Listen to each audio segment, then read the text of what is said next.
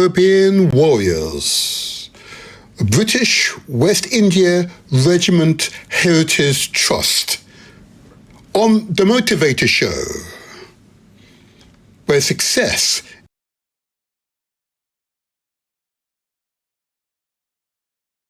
the World War I ex-service women.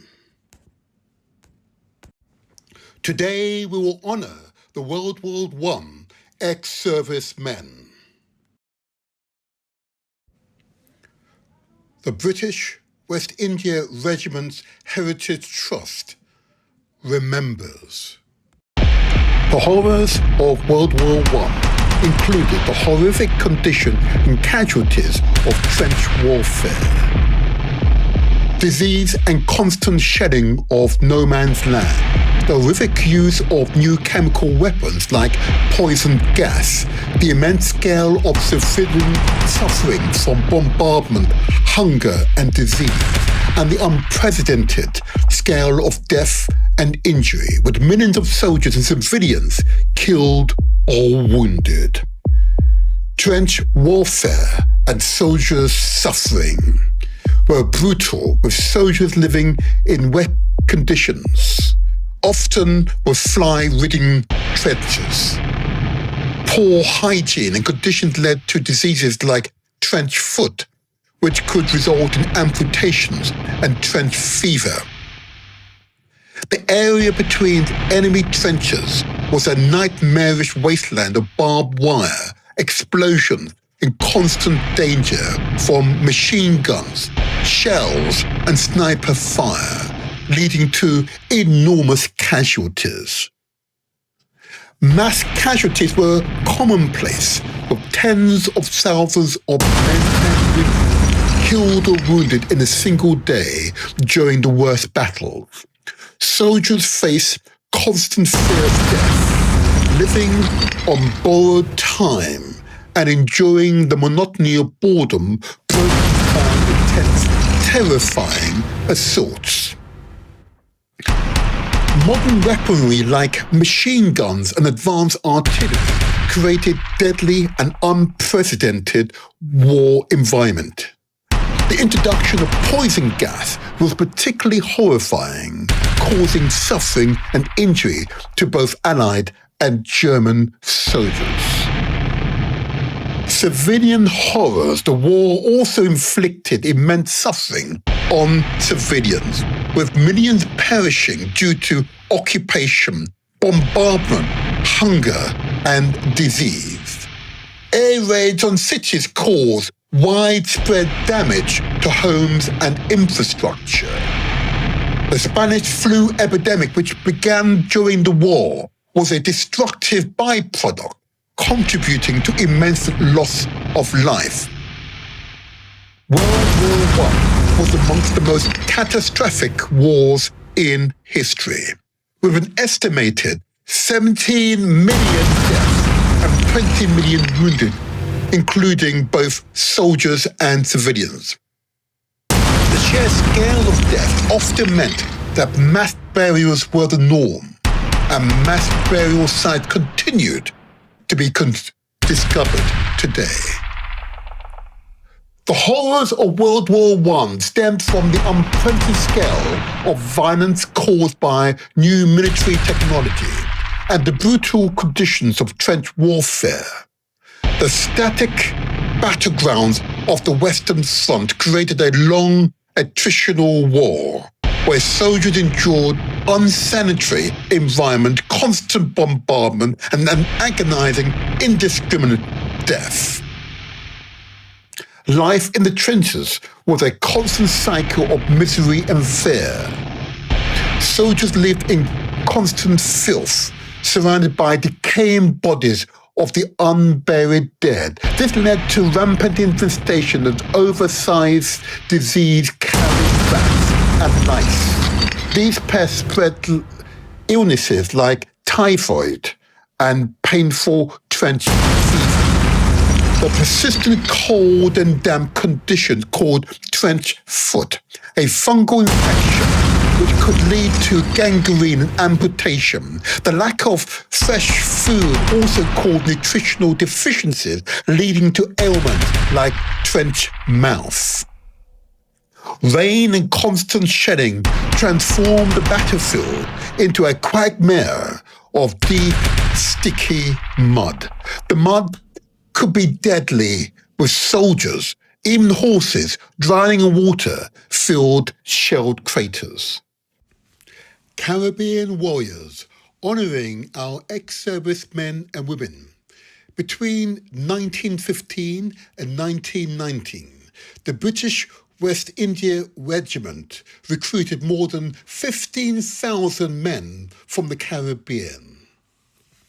Here's a roll call of a few of our fallen heroes and heroines. Caribbean Roll of Honour. Adolphus Jack from St. Vincent died, age 26, service number 6949, date of death 22nd of June 1918, commemorated on Port of Spain cenotaph.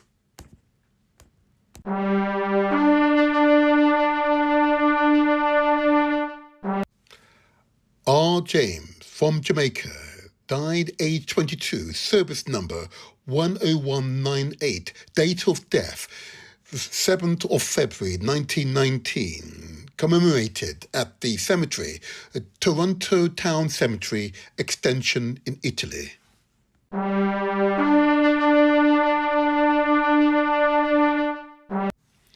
James Tarbert from Dominica died, age 22, service number 1191, date of death 29th of September 1917, buried in cemetery, Cantara War Memorial Cemetery in Dominica.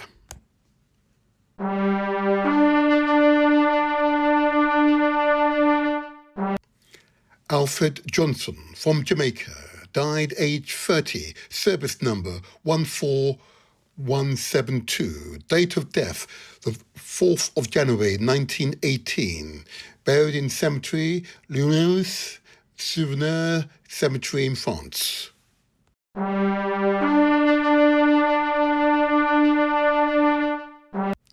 Charles Johnson from Jamaica, age not known, service number 6089, date of death 29th of November 1918, buried in cemetery Toronto Town Cemetery Extension in Italy.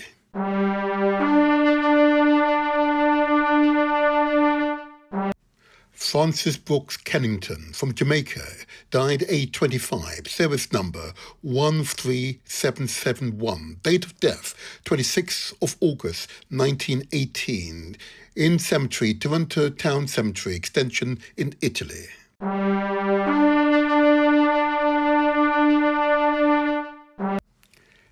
Evans Lang from Tobago died, age 27, service number 662, date of death 4th of June 1918, buried in cemetery Cantara War Memorial Cemetery.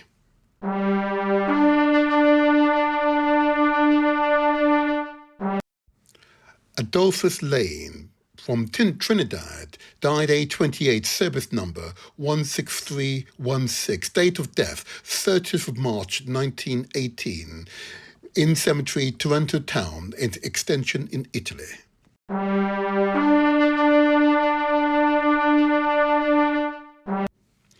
A. Lewis from Jamaica, age 26, service number 10271, date of death 26th of June 1917, in cemetery BWIRHT Cemetery in France.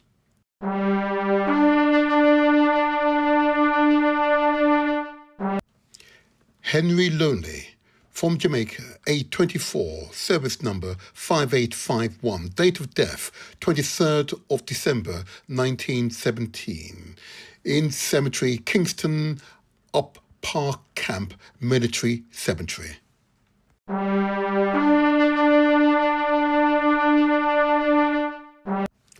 Richard Augustus Lyons from Jamaica, age 25, Service number 10280, date of death on the 22nd of December 1917, in cemetery in Dogheim Military Cemetery in Belgium.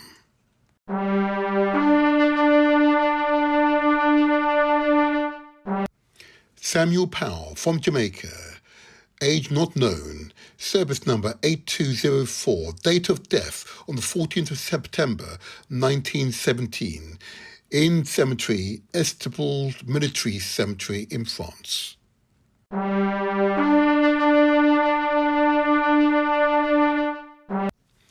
Jeremiah Grant from Jamaica, age 24, service number 8601, date of death 11th of July 1917, cemetery Marie Cemetery, Le Havre, France.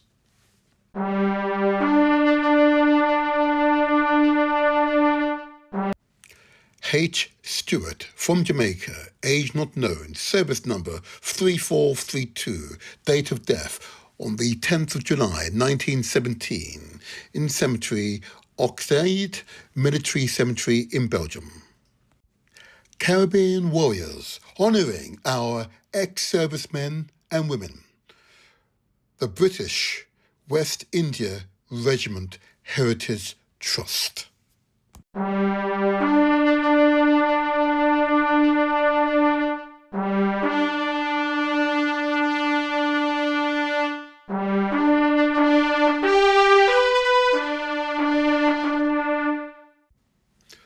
The British West India Regiment Heritage Trust is dedicated to preserving and promoting the proud military heritage of the West Indies, educating and enlightening the public about their service, sacrifice, contributions, and advocating for meaningful recognition within the armed forces community and wider society, both now and for the future.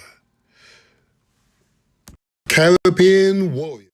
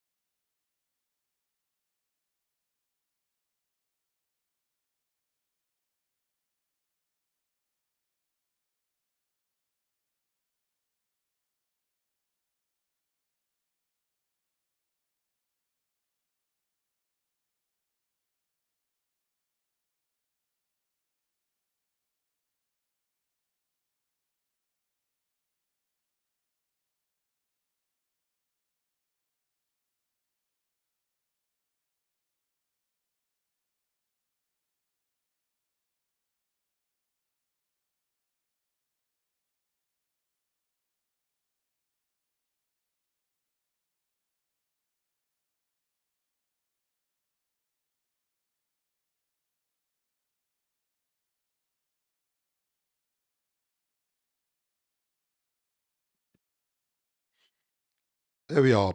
I believe we're back. I hope those of you who watched the intro video would appreciate this particular episode will be a serious episode. Not that they're not always serious. But on this occasion, there are some solemn memories we need to recall and recognize the contributions to world history of those Caribbean warriors, those heroes and heroines who fought in the First World War. These are a group of people that are very rarely discussed in public, research on social media. But this is the Motivator Show, because this is where we translate our words into action, and where success is ours for the taking. In approximately 30 minutes' time, we're going to have a truly inspirational interview with people whose memories are long, but whose wisdoms are wide, are deep and enthralling. I'm assuring you this will be truly an inspiring experience. But between now and then, there's a few announcements I want to make, because this is the Motivator Show, and as you know, we do a lot here. We're not just talking here. We are concerned with action. There you go. The first quick announcement. Those of you who watched the last podcast will acknowledge that was again a truly inspirational experience. Okay. In fact, my guest in 2020, all my guests in 2025 have been truly inspirational. Not in the previous year they haven't been. Most certainly this year they have been particularly poignant.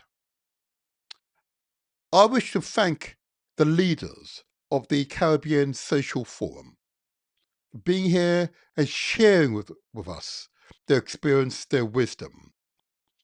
Experience and wisdom, which I've got to say, it's second to none. Experience and wisdom, which has attracted many to their membership, because clearly they are providing an important service.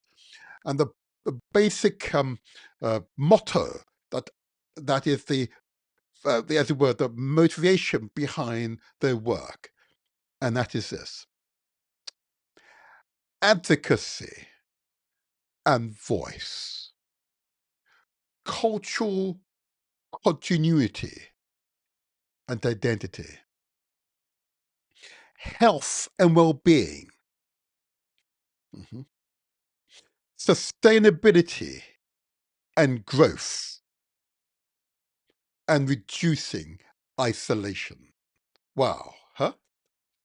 I suggested to film that's quite a lot. Oh yes, they're doing that and more. The backbone of a community, apolitical, non-religious, simply empathetic, collaborative, with a vision to the future. Well done, Caribbean Social Forum. May you continue your great works.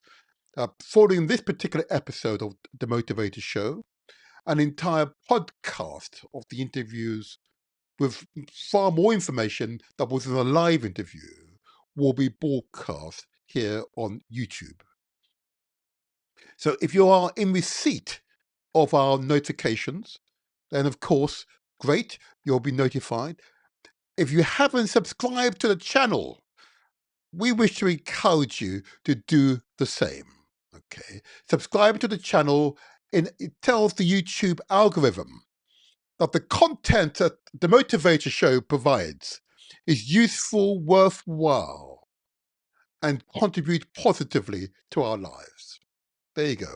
All right. And of course, it does encourage the YouTube algorithm to spread the word further to the billion or so subscribers to YouTube. Thank you in advance. I say to you, thank you in advance. Thank you. Okay. But if in doubt, ask questions. Okay. If in doubt, ask questions. So well done, Caribbean Social Forum. Watch out for this podcast when it's finally published. And if you want to contact us and want to interact with us, here you are on the screen. This channel's email address is as follows: The Motivator Show 501 @gmail.com. I repeat, the email address for this channel is The Motivator Show 501 @gmail.com. There you go. There you go.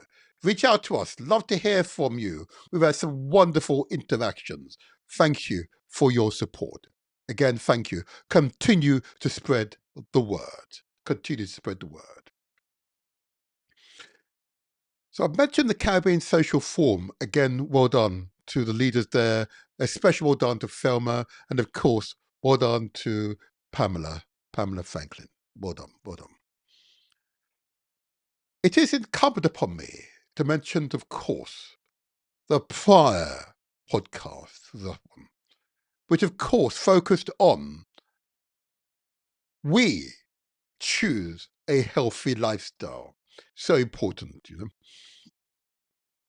A big shout out to Stephen Sarley, yep, Chief Executive and Chairman of Marindina Foundation. That is another podcast we are due to publish. Because we're in Europe, in Britain, it's the Black History Month, okay? It's time to publish that one. And that one also will go out the next 10 days or so, which is a focus on our health, how to stay healthy, what is needed. And what Steve was able to provide are wonderful gems of information.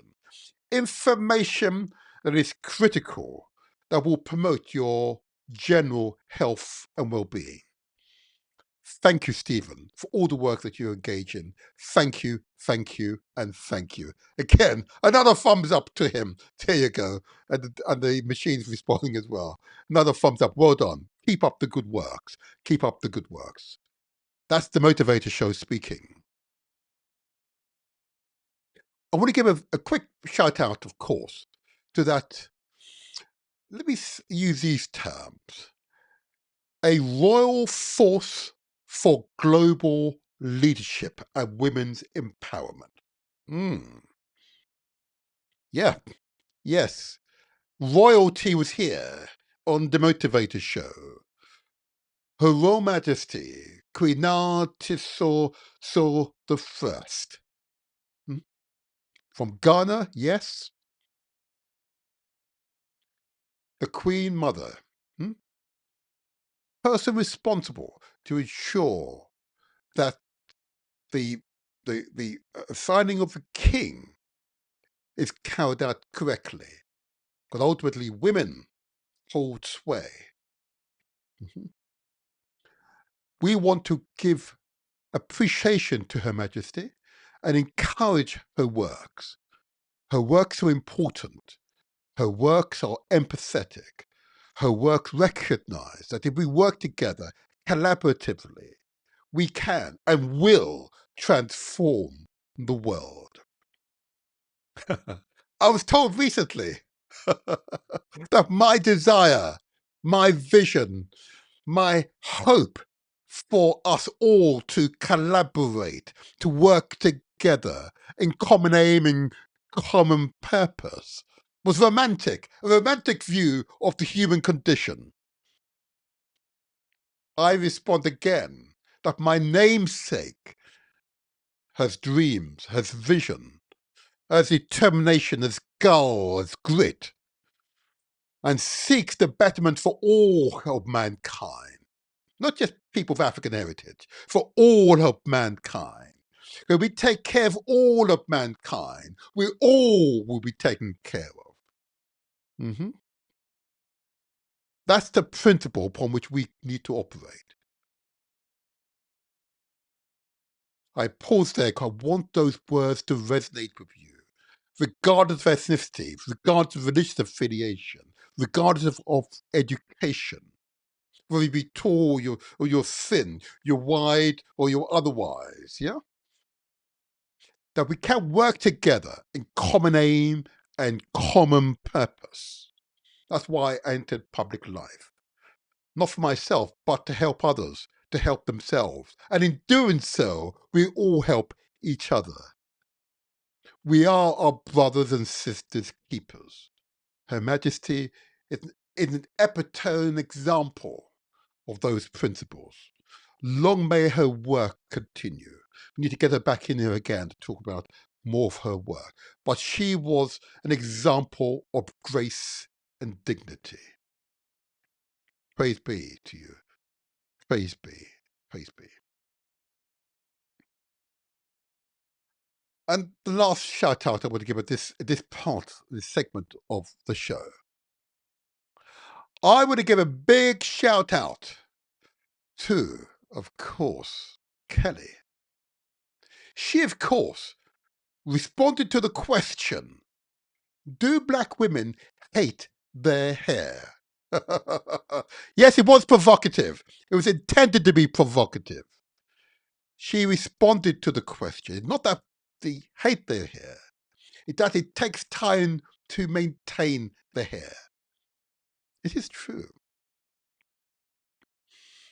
But it was quite obvious from that interview that the chemicals that often black women, African women, particularly in the West, put in their hair, long-term use is likely to be harmful.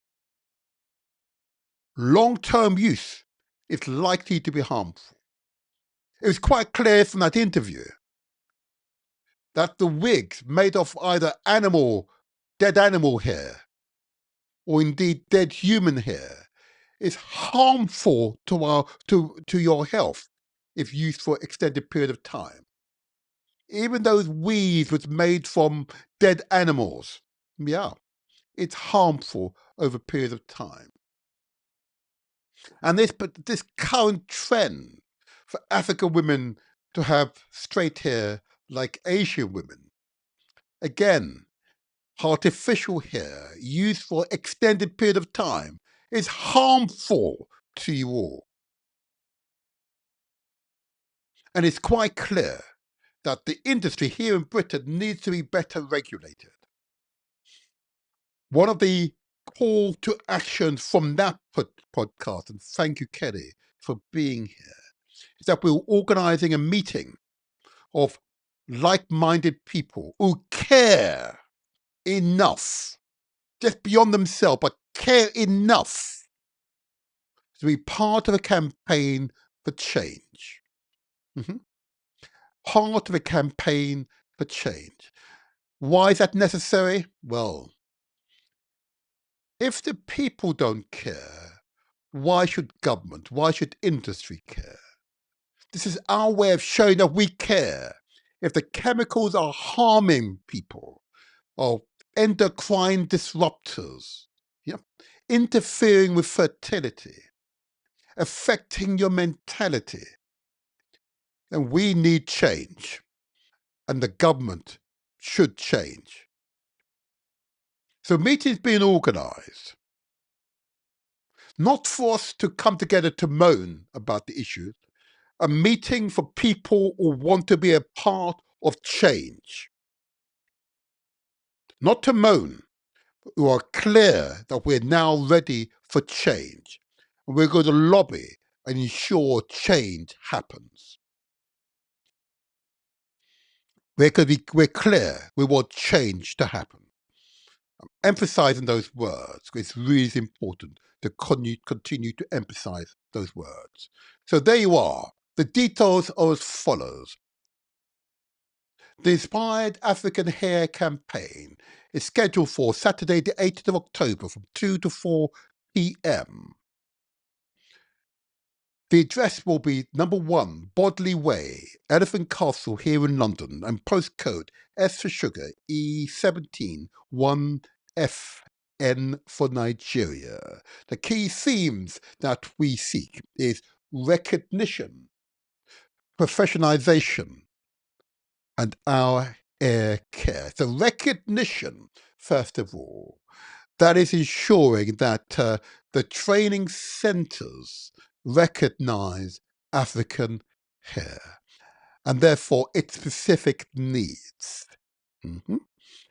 So the Hair Council should recognize African hair. Secondly, professionalization. That is that hairdressers, barbers should be suitably trained, certified. So the chemicals that they use on your hair, that they are suitably trained and understand how to advise before applying those chemicals to your hair. Okay. Yep, so many women have got receding hairline because of this. And lastly, which is ultimately our responsibility as people of African heritage, the knowledge how to care for our hair is known within the community. We need to ensure it is shared within the community. So those are the 3 themes for coming together on the 18th of October. More details will follow, but it is a critical campaign. Enough of the moaning, enough of the complaints. It's now time for action. The motto of these podcasts is, of course, we translate our words into action. Oh yeah. Oh yeah. Oh yeah. Oh yeah. Yes, it is true. Yes, it's absolutely true. Well done. And we appreciate all of you who have responded to the call. I'll put the email address again on the screen just for your information. Reach out to us. It's The Motivator Show at 501 at gmail.com. I repeat, The Motivator Show 501 at gmail.com. There you are. More details will be in the chat section of this show. And if you want to talk to us during the show and you're on YouTube or Facebook, the chat facility is open. Just say hi. Love to hear from you. Love to hear from you. Now I want to move on to what is a critical part of this show, of all of our podcasts. That is the essential lifestyle messages. Lifestyle messages are included in these podcasts in recognition. There are far too many people, regardless of your ethnicity, far too many people who die before their time because of their lifestyle. In other words, we do it to ourselves. But with a bit of advice and guidance, we can change the situation. We can change the epidemic of diabetes that is running through particularly those of us of African and South Asian heritage. An epidemic of diabetes is reeking through the communities. And in the Caribbean, it truly is an epidemic. We must respond to what is a clear and present danger. Equally, the incredible levels of hypertension or high blood pressure that pervade the communities is another cause for concern. And again, it is avoidable. It is avoidable. It is our lifestyle, what we do to ourselves, that increase the likelihood of these diseases, these two primary public health diseases pervading our communities.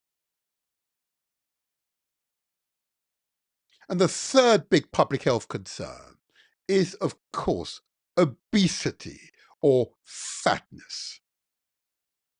Particularly in the African communities here in the West, the numbers of women who are obese, heavier than men, is off the charts. When you're approaching 75 to 80% of women who are obese, overweight, that has long-term societal consequences, most certainly in childbirth, most certainly in general health and well-being, and exacerbate the levels of diabetes and high hypertension, high blood pressure. This is a big problem when women are weighing heavier than men. We are mammals. Women are not supposed to be heavier than men. And if that's regularly so, you know we have a problem and we must respond to it. It is a grave concern.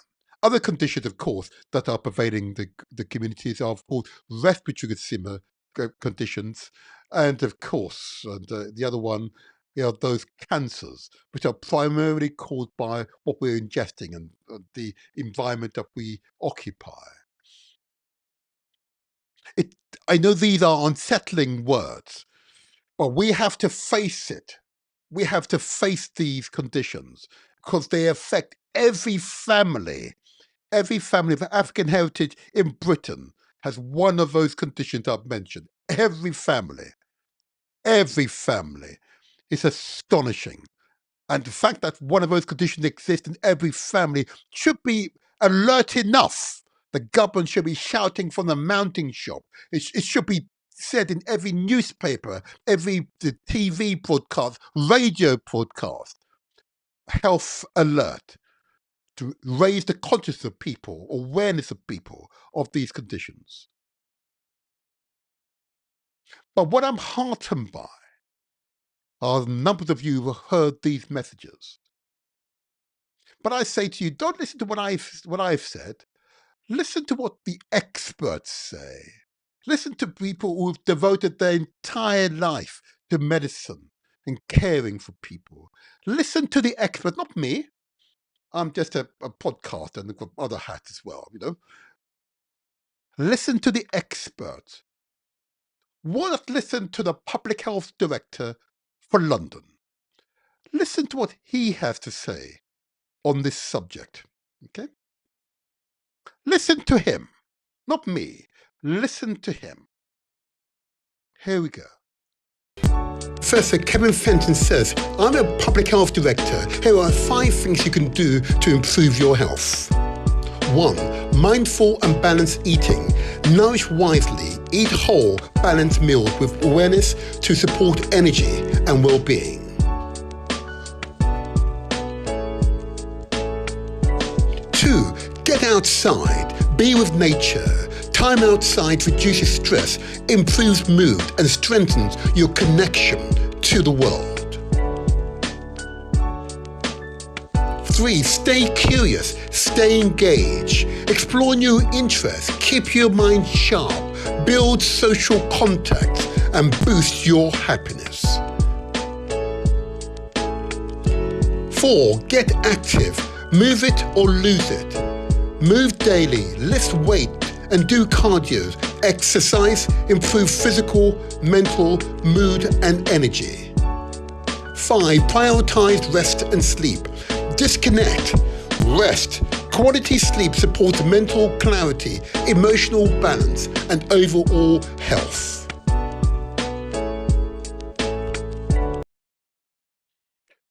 That was just common sense advice, wasn't it, really? Professor Fenton just set it out using succinct language that we can all understand, relate to, but we have to decide how we respond to it. Those are common sense advice, which you can sit down and I'm pretty sure you could come up with those ideas yourself. You know the truth. But often, and we're all affected by this, what we need is our examples around us. We need to be in the right company. We need to be able to hold the hands of people who share that worldview. We need to feel that this is a worthwhile activity. We need to know that we are doing the right thing by ourselves, yeah? And in doing so, we transform our worldview, our physical and mental and spiritual health and well-being. And in doing so, we set an example for the next generation, enable them to make better choices, better decisions, because they've seen examples of what you have done, what you have decided to do to make a difference to your lives. So I'm heartened by the numbers of you who've heard these messages and responded positively, who've understood the importance of those messages, have come together in common aim and common purpose, have understood if we work together, you could transform your own personal lives. In doing so, the knock-on effect is to transform other people's lives. And in doing that, you affect the society's lives. In doing that, we affect the world. And together, we transform the world. As someone said recently, I'm a romantic. Yes, I'm a romantic. I have a clear vision.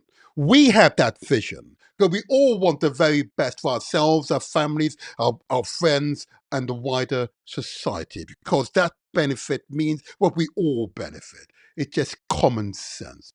So what I'm heartened by is the numbers of you who've heard these messages and have responded positively, have come together in common aim and common purpose, and understood working together will make all the difference.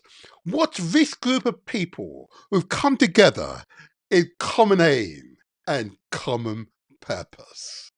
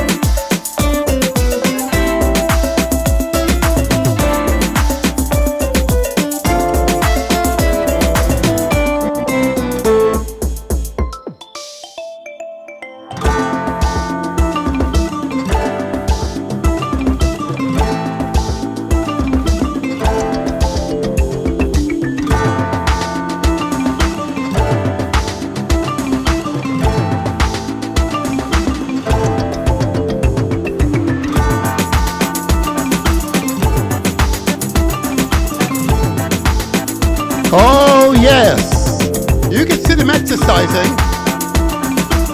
They're exercising. Oh yeah, go on. Yes, go on, Ishmael. Show them.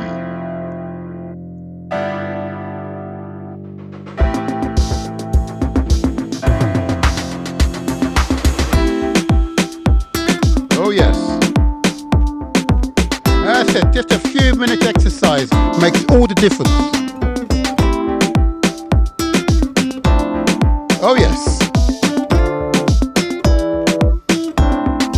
That's right.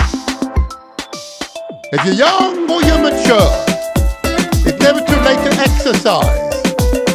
You see, they've got their children there, teaching them good habits from now. That's the way ahead. Oh my God, look at that. Common aim and common purpose. They understand the importance of working together. Taking care of our health together. You are never alone. That's it. I hope you're not sitting down, people. I hope you just got up for a few seconds. Come on now, just for 20 seconds, just stretch your legs. That's right. Get the blood flowing through your veins. That's right. Makes all the difference. Whole purpose of the Motivator Show to inspire you. To take care of yourself. Take care of yourself, you take care of others.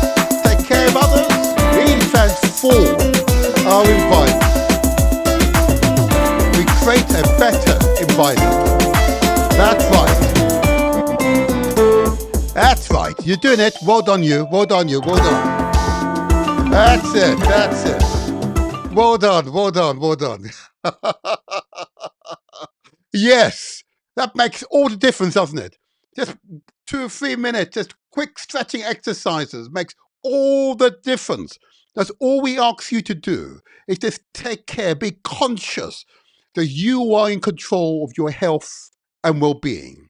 You are in control. But if in doubt, ask questions. If in doubt, hold the hand of someone you trust and exercise together. If in doubt, shout out for help.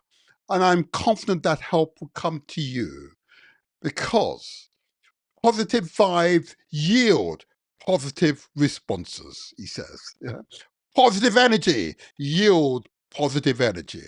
That's the way it happens. Yeah, thank you for those thumbs up, people. Thank you for those thumbs up. Yeah, thank you.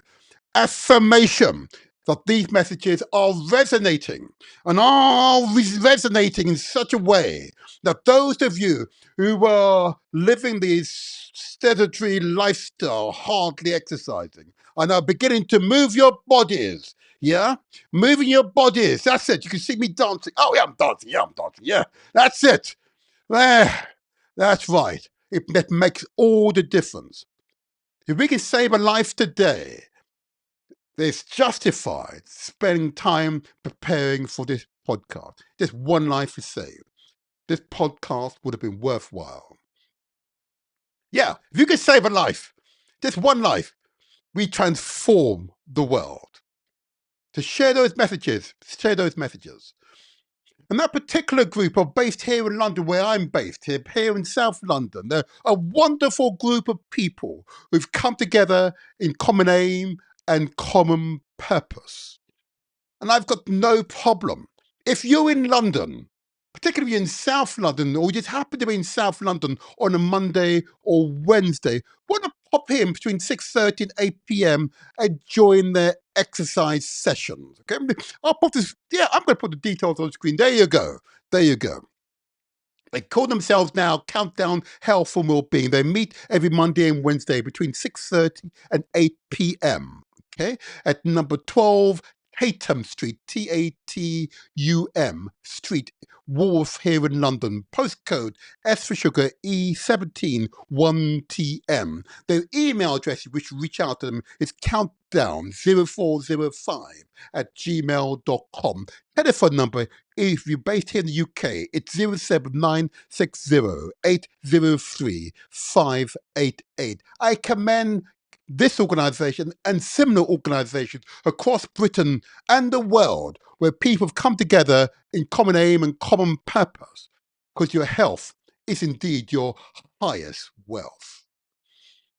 There you are. Thank you. And thank you for responding so positively to these lifestyle messages. We're saving lives. I've seen far too many people, far too members of our neighbours who've died before their time. All righty. Okay. Well, in 10 minutes, we're going to have this truly inspirational interview with Caribbean warriors, and their descendants are going to speak directly to the Motivator Show. It's going to be something else. Let me tell you, something else. And those who watch the intro video will have a taste for the strength and the character of the persons we will interview. Oh yeah, oh yeah. But before that, just two more important announcements. Some of you will be familiar with the Windrush scandal here in Britain.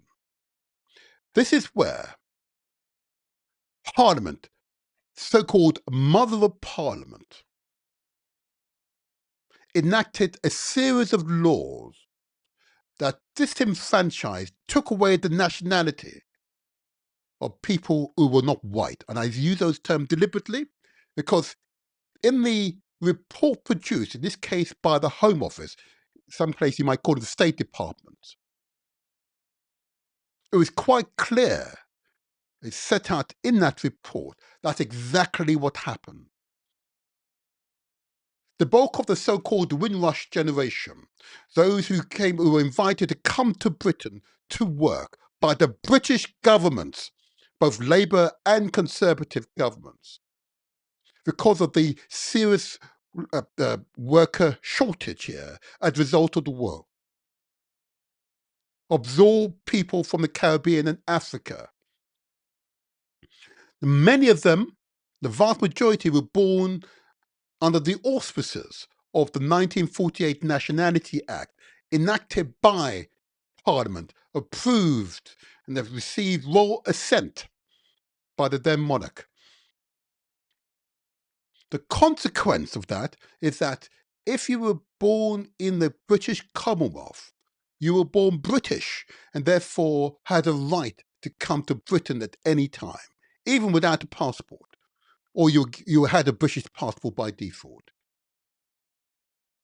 But following 1960,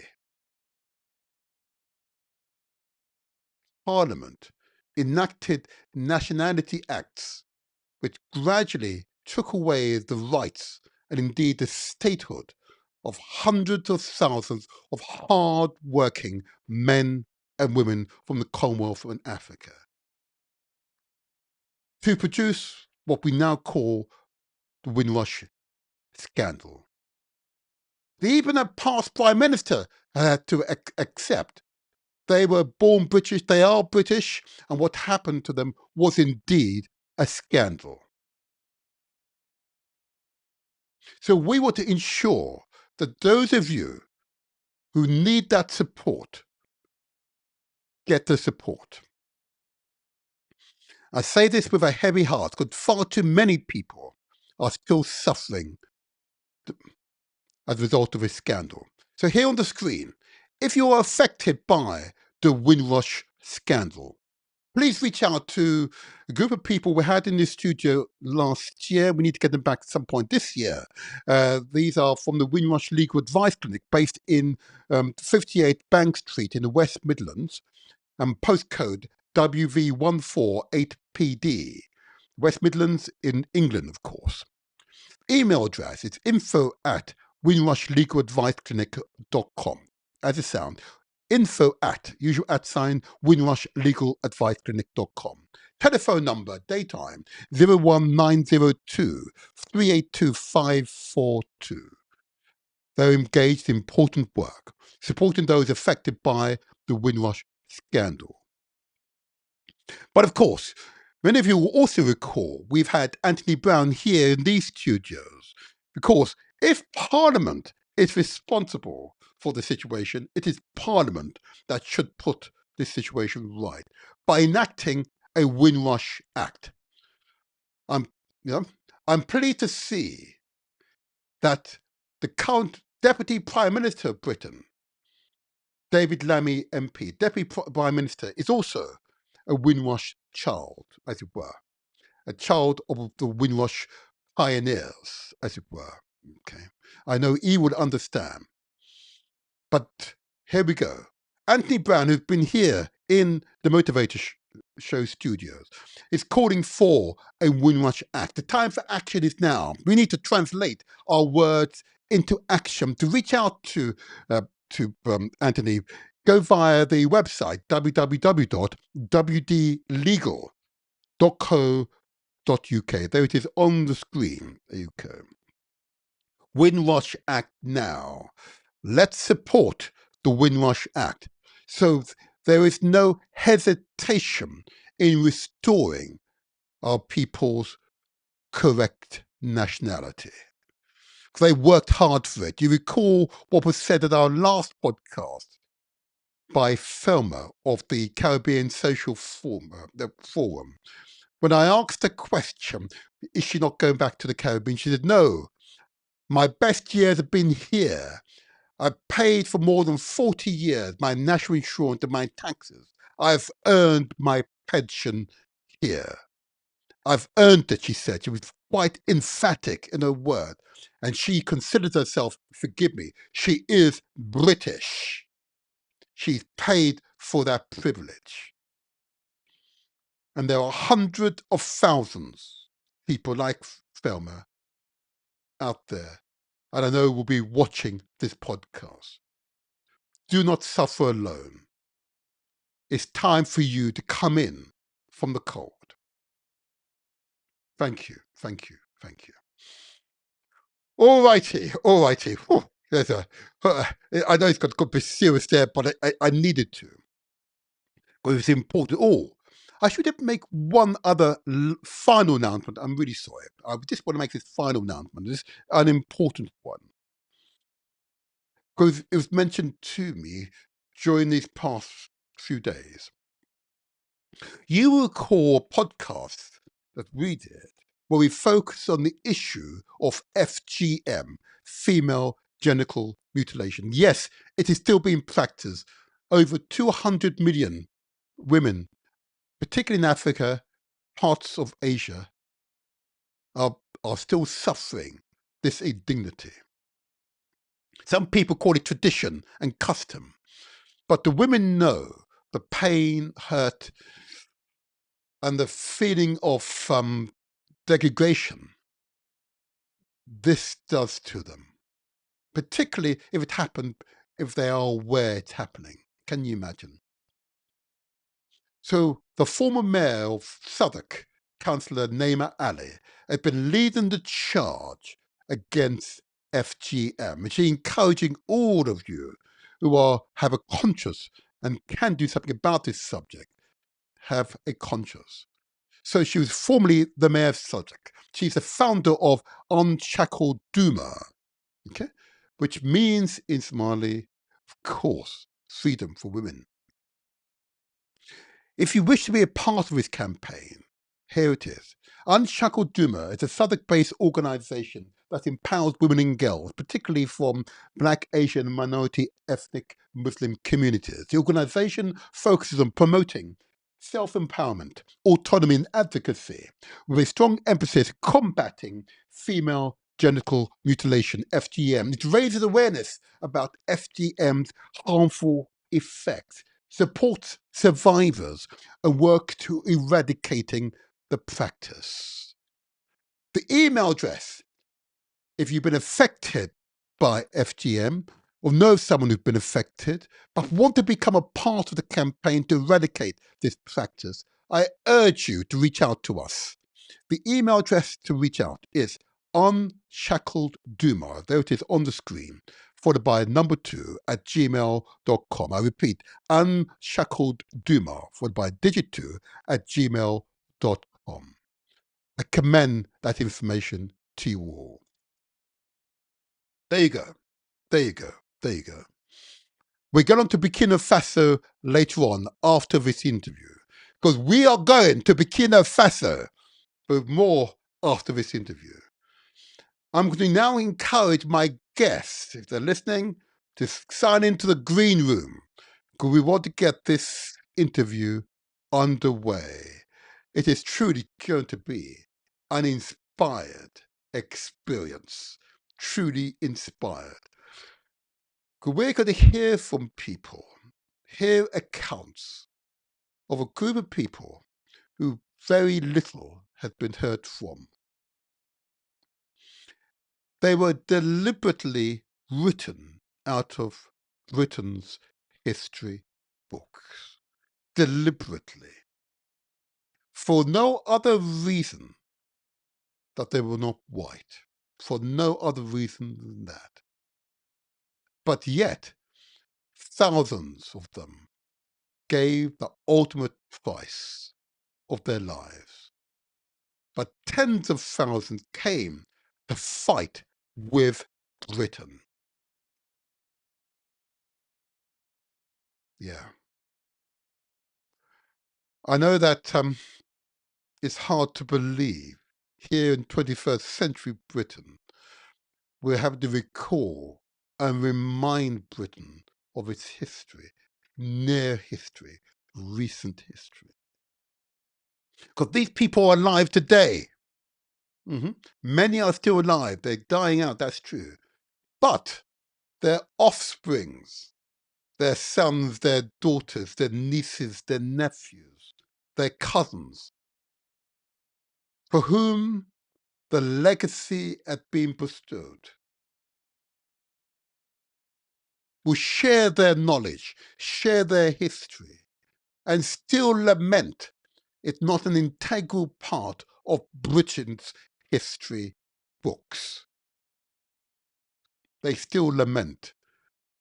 But yet, their great-grandmothers, great-grandfathers, great-grand-aunts, grandfathers, many paid the ultimate price in the killing field of Europe and those parts of the British Empire where battles were fought.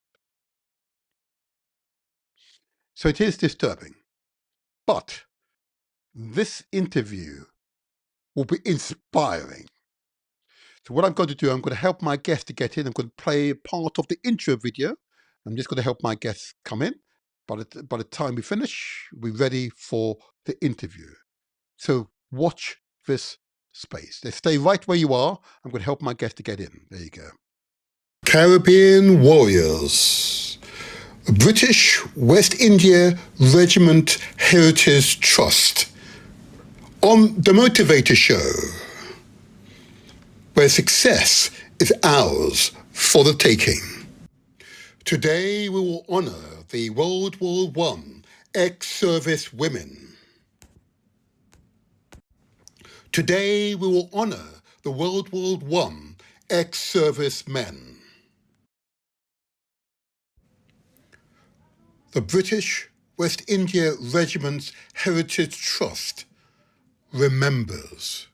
The horrors of World War I included the horrific condition and casualties of trench warfare, disease and constant shelling of no man's land, the horrific use of new chemical weapons like poison gas, the immense scale of civilian suffering from bombardment, hunger and disease, and the unprecedented scale of death and injury, with millions of soldiers and civilians killed or wounded. Trench warfare and soldiers' suffering were brutal, with soldiers living in wet conditions, often with fly-ridden trenches.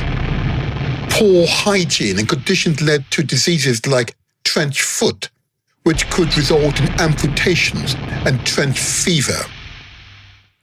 The area between enemy trenches was a nightmarish wasteland of barbed wire, explosions, and constant danger from machine guns, shells, and sniper fire, leading to enormous casualties.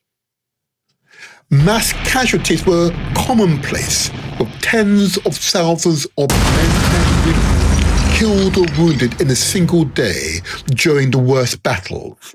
Soldiers face constant fear of death, living on borrowed time and enduring the monotony of boredom broken by intense, terrifying assaults. Modern weaponry like machine guns and advanced artillery created deadly and unprecedented war environment. The introduction of poison gas was particularly horrifying, causing suffering and injury to both Allied and German soldiers. Civilian horrors, the war also inflicted immense suffering on civilians, with millions perishing due to occupation, bombardment, hunger, and disease. Air raids on cities caused widespread damage to homes and infrastructure. The Spanish flu epidemic, which began during the war, was a destructive byproduct, contributing to immense loss of life.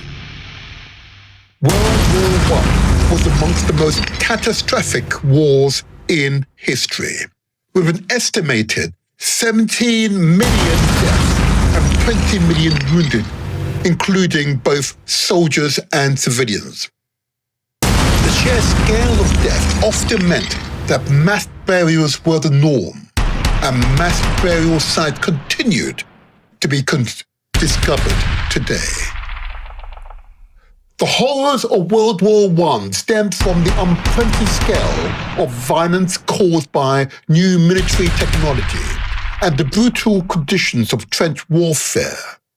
The static battlegrounds of the Western Front created a long attritional war where soldiers endured unsanitary environment, constant bombardment, and an agonizing, indiscriminate death.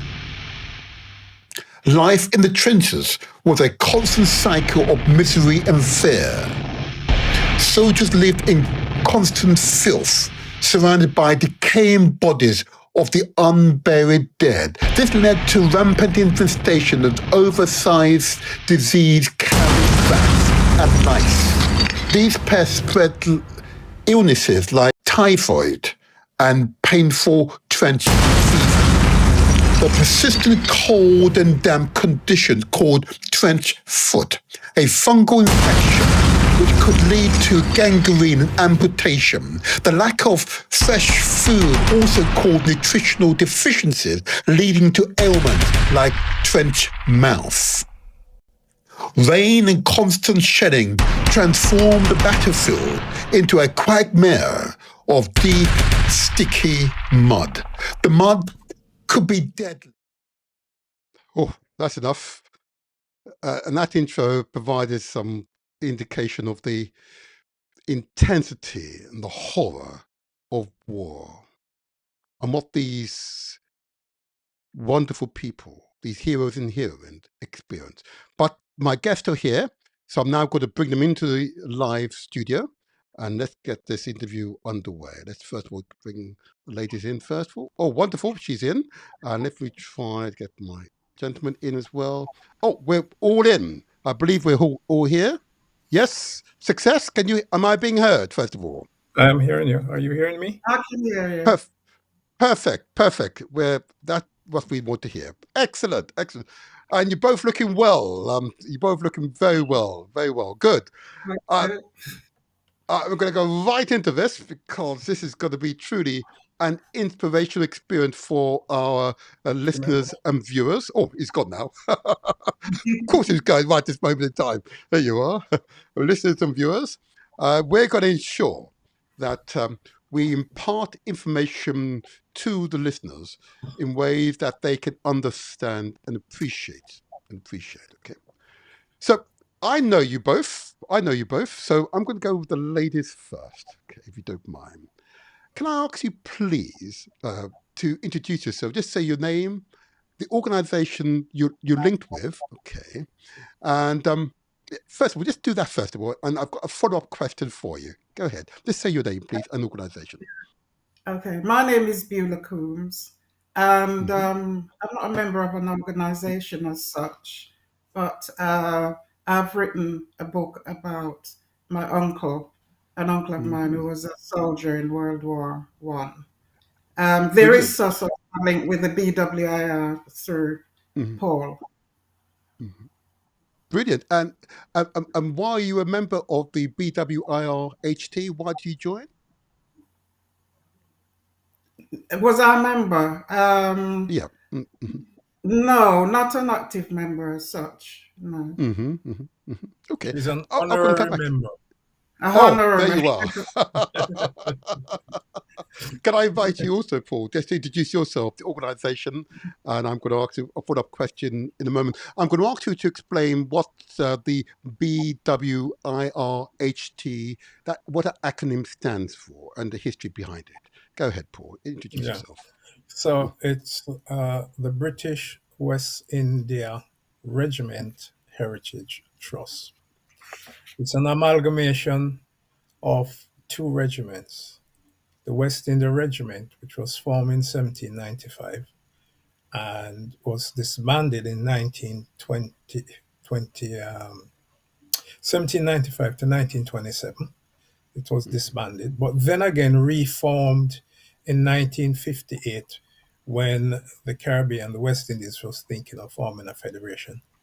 By Mm-hmm. 1962, that idea died, and so the West India Regiment was again disbanded, and it became, in the main, the Jamaica Defense Force. And Mm-hmm. I served with the Jamaica Defense Force. But some of the Right. men from the West India Regiment actually went to form the Barbados Defense Force and the Trinidad Okay. Defense Force.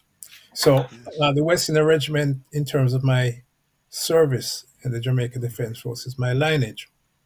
Mm-hmm. So during the during the start of the First World War, the West India Regiment was reduced to a fraction of what it was before.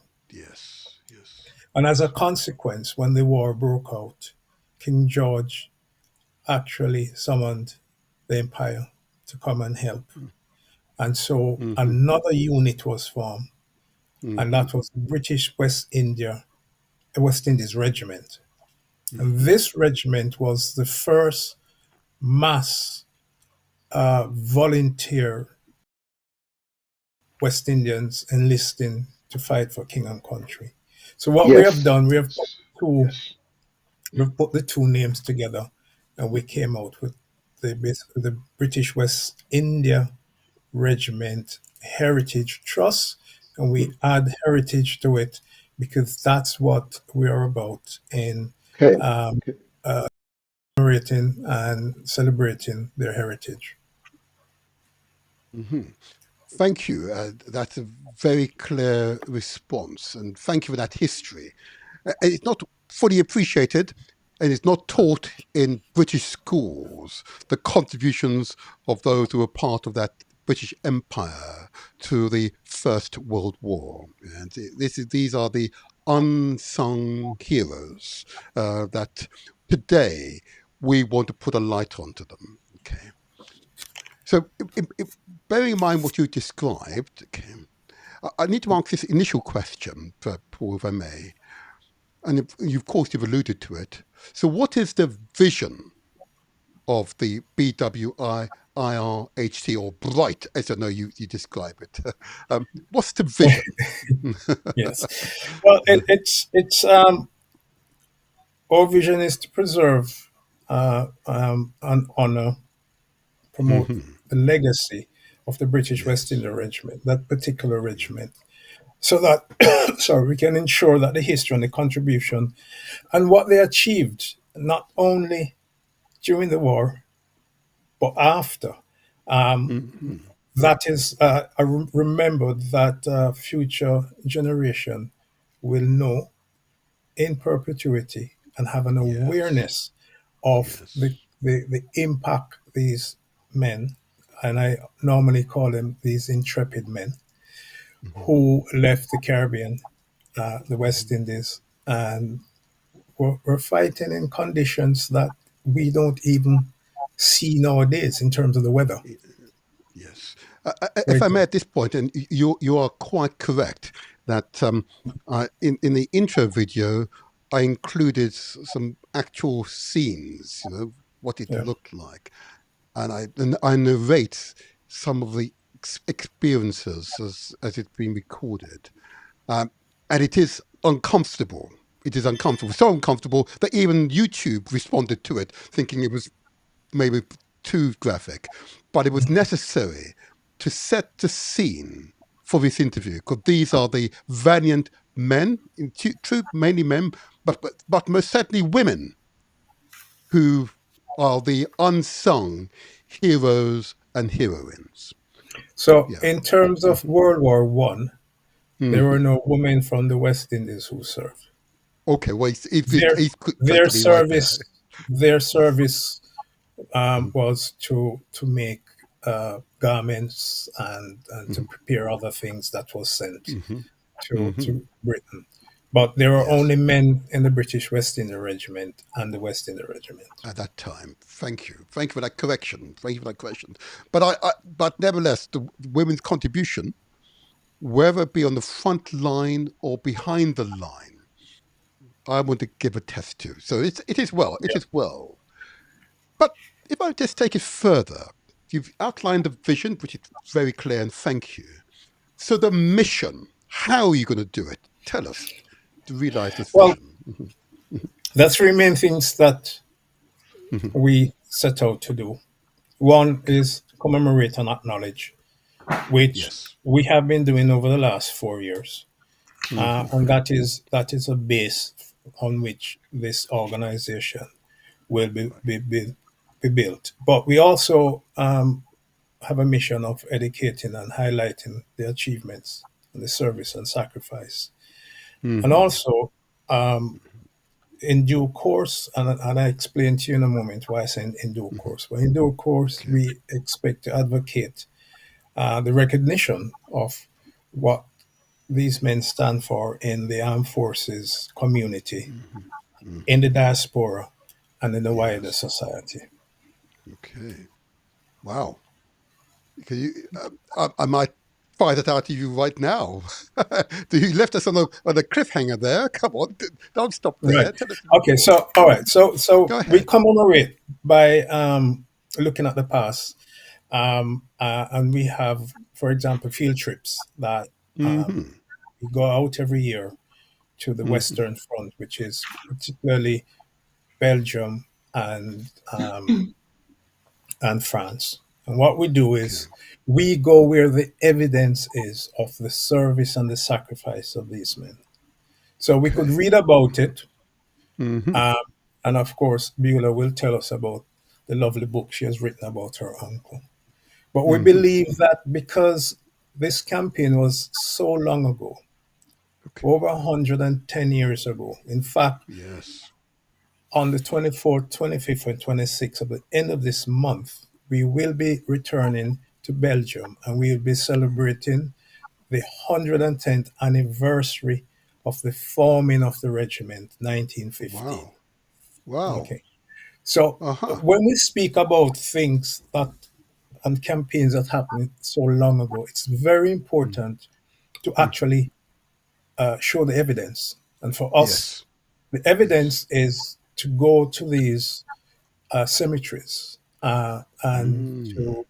to lay a wreath Yes. and to say something about the men who are actually in those cemeteries. So what we do is Yes. we call out the names of the men Hmm. of the West Indies who are buried in those cemeteries when we attend. So that's our Hmm. commemorating. Absolutely. We Yes. are work in progress. We are only a community uh, incorporated company. As a Mm. consequence, we operate in limited funds. Yes. We hope by next year we will become a charity where Hmm. we'll be able to get funding and then we can Hmm. carry out our wider objects that we plan to do in order to bring the history of over 250 years of service of the West Yes. Indies to the Yes. great empire that it was. Yes. Yes. Well said. Well said. Well said. Powerful testimony. Thank you. Thank you.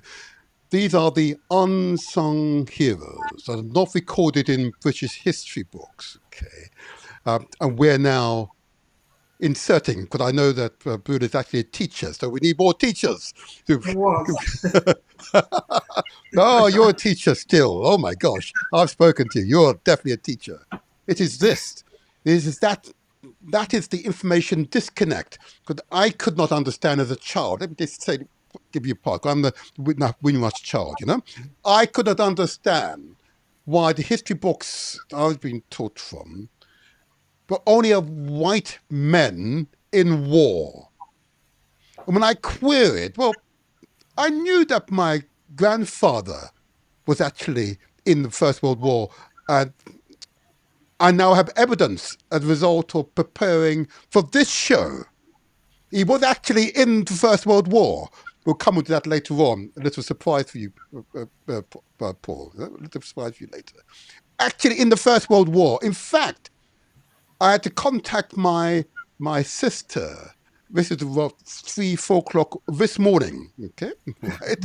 To speak to her, because she's in the US. She's in the US, and she keeps she's really good at maintaining a family tree and knowing who's who. You know? She knows far more than me about the family.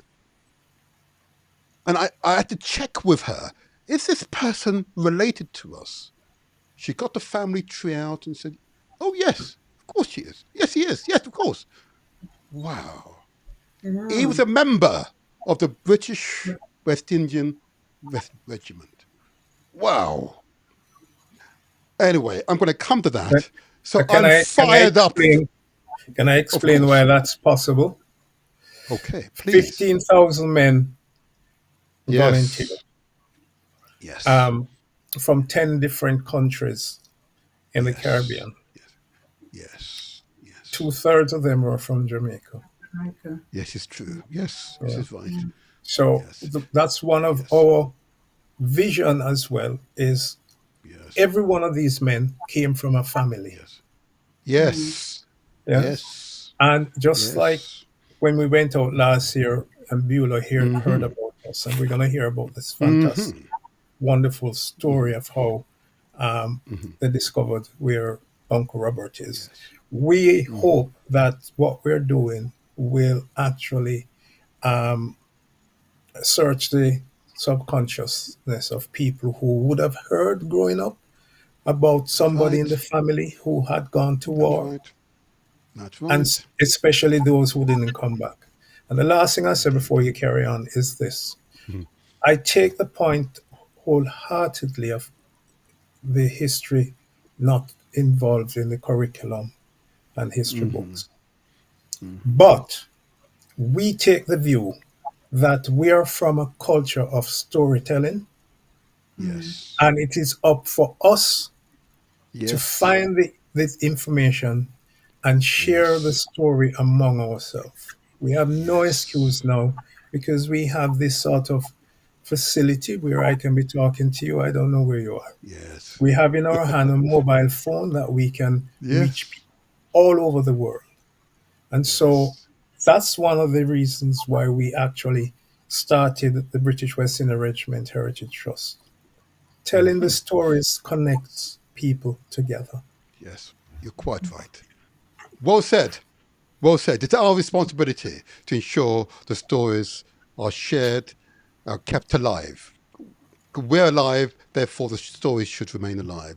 Our children are alive, they will keep the stories alive. And we will impact upon British society as a result. Thank you. It's our responsibility. Well said. Well said. Definitely. But can I just further press you a little bit more now, Paul? In your opinion, does BWIRHT, in other words, the British West Indian Regiment, vision and mission contradict with the rising Pan-African ideas of African continental collaboration, respect, and unity? Does it conflict, or are they in Short accordance? answer is no. Mm-hmm. And I'll approach it by saying that is why it's important for us to know the whole story about the British West India Regiment and what they achieved Yes, after yes, they came back from war. indeed. So Yes. at the end of the war, there was a situation where they weren't invited to join the parades.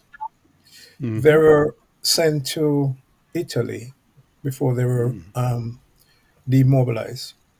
And there they were Yes, treated so badly that they mutinied. And we won't, I know you that's don't have right. time to get into Mm-hmm. the essence of what happened there. But Mm-hmm. the mutiny that took place was symbolic. It was a Yes. symbol of defiance. Mm-hmm. What happened is when these veterans returned to the Caribbean, and by the way, the troublemakers from that mutiny were actually sent to Cuba and Venezuela Yes. because I think they Yes. worked it out that by the time these guys learned Spanish, the Yeah. fight would have left them, right? Uh, Right? oh gosh. But Yeah.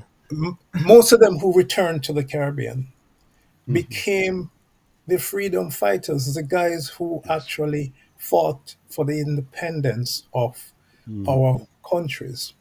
Um, Mm-hmm. Importantly, in terms of Pan Africanism, is the Mm-hmm. fact that one of the person who encouraged these men to volunteer Yes. was a gentleman called Marcus Garvey. Yes. In And true. Marcus' vision, if we Mm-hmm. use the word vision, was that if they go and fight for the empire, bear in Mm-hmm. mind, being in the army or the armed forces is one of the most noble professions. They Yes. expected, he expected, Marcus, that when they came back, they would have been treated equally, Yes. respected. Well, that was wrong. That didn't happen based on how they were treated during the war and after. But the point I'd like to make is that Mm-hmm. because of how they were treated, and that is what we are commemorating now, Yes. they actually joined the Pan African movement of the time. It is true. So for us, understanding the significance of our service and how Mm-hmm. it was raised through the effort of colonial racism Yes. is important, and it's actually aligned what we are trying to bring back to the fore with Mm-hmm. Pan-Africanism. Okay. Mm-hmm. The history of the British West India Regiment and the men who returned is a Mm-hmm. history of unity within the Yes. Caribbean, Yes. which is one of the Yes. tenets of Pan Africanism. It's about Yes. respect and self Yes. consciousness, and it's Yes. also about collaboration. And that's what we're doing. And I could say that we may be in the future, you will see as one of the organizations that is strong on collaboration. Yes. And we know that in our communities that's very difficult, but we're Okay. determined because of the lessons that we are learning Yes. from what happened after the war with these guys and how we have benefited not only in the Caribbean, but this country here has benefited Without a greatly shadow of a doubt. from Yes. what these guys Yes. went and did. Yes. Okay. Thank Yeah. you. Well said. Beautifully said, Paul. And we didn't even prepare for this. It's well said. That came right from the heart and It's the from the work. It's the mind. work that we're doing, so it's not difficult for Yes, me it's to easy. It is articulate it. true. There are brighter people around me that is bringing this to the fore. Oh, Paul. Oh, yeah, yeah. I'm not going to go there right now. But I want to ask this question, though. I do want to ask you this question, though. So you and I suspect the overwhelming majority of the audience has suffered the indignity of our history as a people of African and indeed Indian heritage. who've made valiant sacrifices in World War One, okay, but were excluded from British history books. Is this true for you, and how does that make you feel? We know what happened, but how does it make you feel? And I'll also ask the same question of you, Bula. How does that make you feel? Right. So, as I said, because I served in Jamaica Defence Force and our lineage was the West India Regiment, I knew some of that history as somebody who I served know. there. But when I came But here and I was still interested in the heritage, I realized how much people did not know. But bear in mind, I'll say to you that there's a lot of people in the Caribbean who is not aware as well. I can tell it you is that. true. Okay. But how did it make Because, you feel? well, it's made me feel more determined Okay. to carry on and develop this legacy. It's just that, Okay. it does make me more determined because if we don't do it, Yes. 110 years ago, 11 years ago, if we do not do it now, it's going to be lost forever. And so Yeah. it makes me more determined. And we who are in the British West Indies Regiment, that's why we're passionate about what we're doing. So, for example, last year when we went out, there was a church that was developed from 1927 to commemorate all the regiments that were in Flanders in Belgium. And the church was beautifully adorned with cap badges, with plaques and flags. And the only regiment that was not mentioned in that church was the British West India Regiment. So Oh last wow. year, we actually installed in the baptistry, the most sacred part of that church, a plaque Right. that will be there, that as long as that church exists, when people go there, they will know that the British West India Regiment existed. So it's about stories that we need to start now creating these stories so that it is in a format that children and adults can actually tell the stories. Yes. And Thank you. of course, Thank you. Yeah. that we don't read, we don't like reading. We do That's like been reading. I'm not, no, no, no, no, so, not on that. No, so, we don't say that on the Motivated Show. We so, absolutely read. so, Amongst our communities are amongst the most capable intellects so, in the so world. No, I'm not doing let's that. put it in No, a I'm not doing that. format that we don't have to read. We can just share the stories. Thank you, YouTube. Paul. Thank you. Bula, how did it make you feel that excluded from the history books? How did that make you feel? It's not just the history books that we've been excluded from, you know. Have you ever watched any of these war films and Ah, see any black the history. soldiers depicted in, Yeah, you know? this is true. I grew up in England. I came as a child in the 1950s and went to school. I was the only black child for quite a long time in my school. And we were taught, you know, about William the Conqueror and all of Yes, those yes. sort of history. And later on about the world wars, but there was never any mention.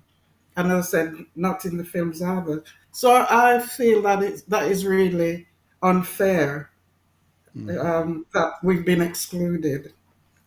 It's not just from our people that Yeah. information has been excluded. It's from the indigenous population also, because that is part of British history. The BWIR is not just Jamaican or West Indian history, it's British history. So, you know, that should have been included in the curriculum. And as Paul mentioned, we have to tell, I feel strongly that we can't just sit and say, they didn't tell us this, they didn't tell us that. We have to tell our own story. We've Yes. got to tell our children, our grandchildren, and we've got to put it down in writing for them, posterity. Interestingly, it was my youngest child who urged me to write down what we'd found my Uncle Robert. And it Yes, was if I through. may, can I just, before you go into Uncle Robert, and I want to go, I'm still on to how you feel. Okay, so I've heard Paul say that it's become more determined, more Yeah. forthright. What's your word then? How does it make you feel? Again, this is why I make sure I've heard the answer to that question. It's an important one. We as Caribbean, we tend to be emotionally strong, you see. Mm. Okay, very strong. I'm afflicted by the same disease. Don't misunderstand, okay? How does it So make think you about the feel? exclusion, as I said, yeah, about the Mm, unfairness, because as a child, I remember, my parents being told, um, go back to your own country. Our mm-hmm, forefathers, my mm-hmm, grandfather, whatever father, fought for this country. And at the yes. time, we weren't, well, I wasn't aware, although my mother was, and I'll explain why in a while. Mm-hmm. But we didn't really join up the dots, so to Okay, speak. right. So they got away with making remarks like that without being counteracted Challenge. Right. or Okay. challenged. Absolutely So right. Well said. I understand. yeah, I understand. I think that question is important for particularly us Caribbean who are very stoic. Very stoic. We want to be yeah, strong because we've had to be strong to survive. But when I mhm, ask the question, how do you feel? That gets to the nub of it, and I hear you. I hear you, and I want the audience to appreciate the responses. This is a classic example of us survival. 'Cause mhm. we had to survive, and therefore, That's at right. times, we have to become very stoic, not show So anything, yeah, yeah. no feeling. It is, but I'm going to answer that question as well. Before I come back to you, we'll talk about your uncle in a moment. I want to say to you that having been through British schools, okay, I felt let down. I felt that my own people had let me down because I didn't appreciate that this was politics. That in these Mhm. books, it was only white men that I was seeing. I didn't appreciate it at the time. I felt that my own people had let me down. That we should have been part of this war against fascism, against those nations that sought to create a very different Europe to what we have today. Because if the Germans, that Kaiser had won, it's likely, highly likely, that we would not be having this conversation today. Highly likely. So that Kaiser had won, we highly Yeah. unlikely. So at the We'll be time, I doing it felt in let down. German.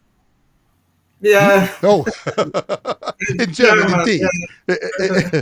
indeed, and it's actually we say it in jest, but it's actually very serious. And many Mm. men, and I'm going to also say women, recognize the danger and therefore volunteered, responded to the call in their thousands from across the Caribbean, recognizing this evil. If we allow this evil to spread, it will threaten all of our health and well-being, our very existence. So at the time, I felt let down.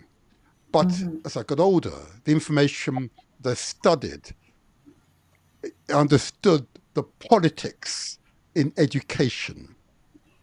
So I felt more sorry, not for my own people.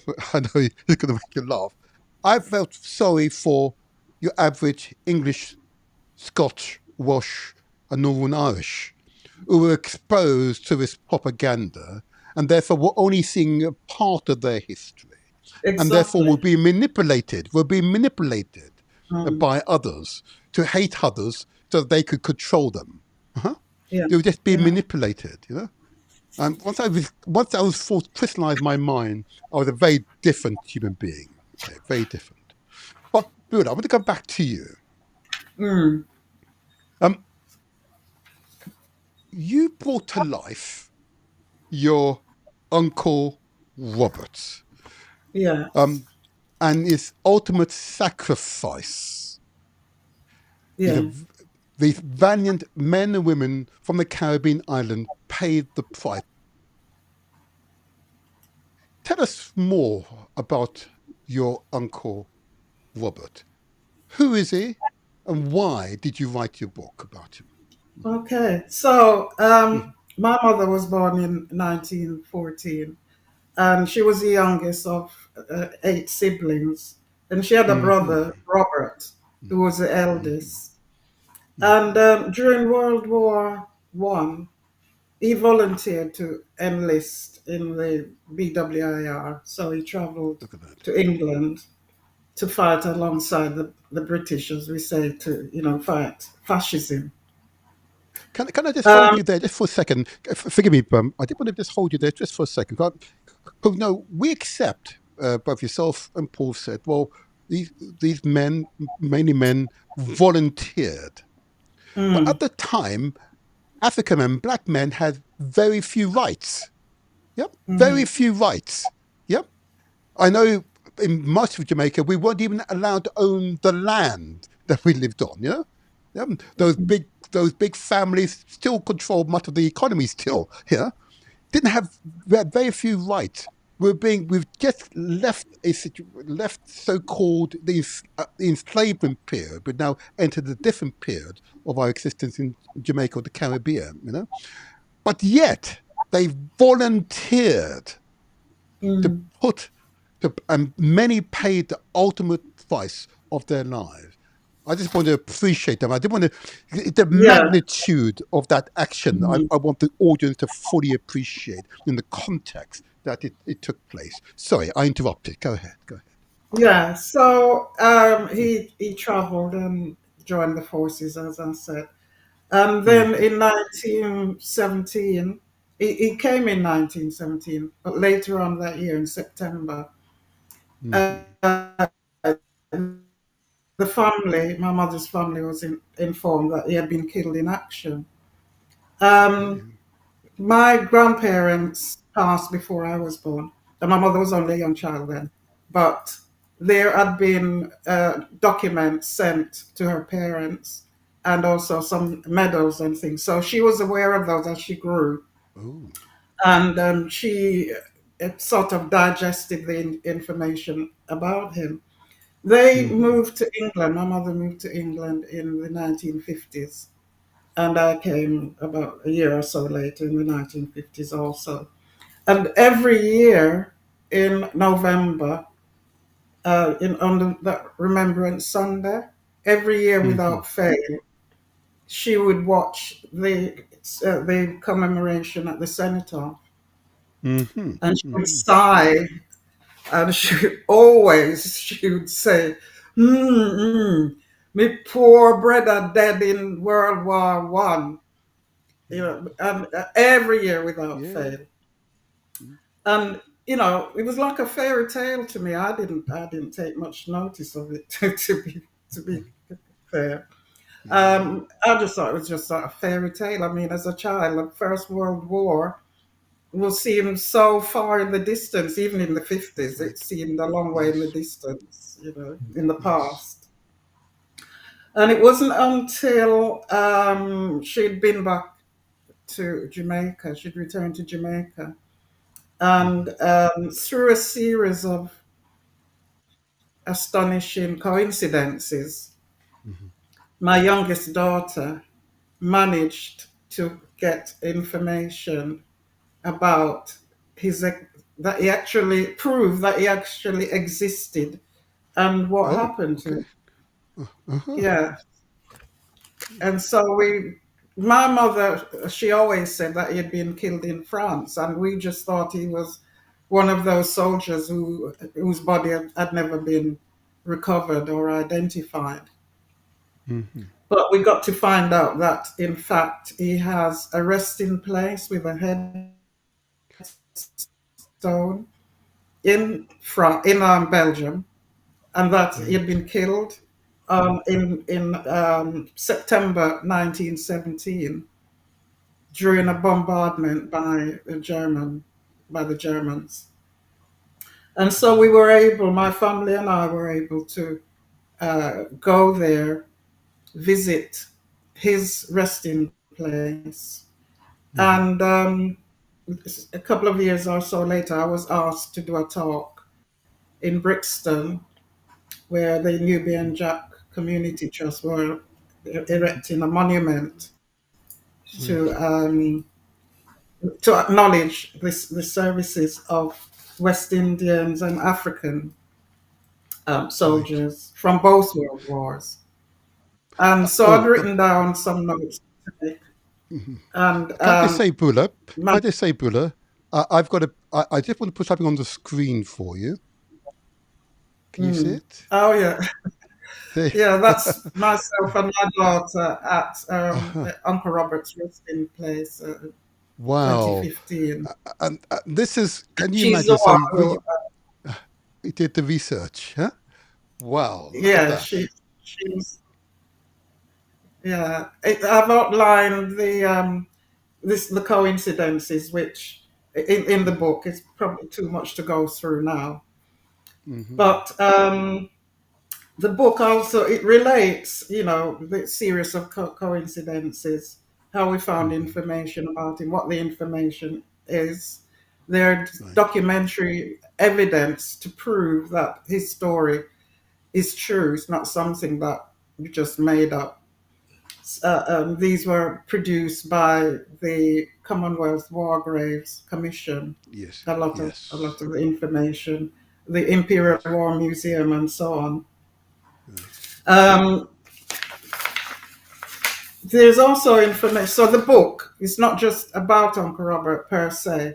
There's relevant information, about the history of the people in Jamaica. How did Uncle Robert come to be in Jamaica? So, the whole Yes. slavery, Wow. about Good. uprisings as well. Paul mentioned about the mutiny in Italy. I've included information about that, about some maroon uprisings, um, and other relevant information, about World War II and so on.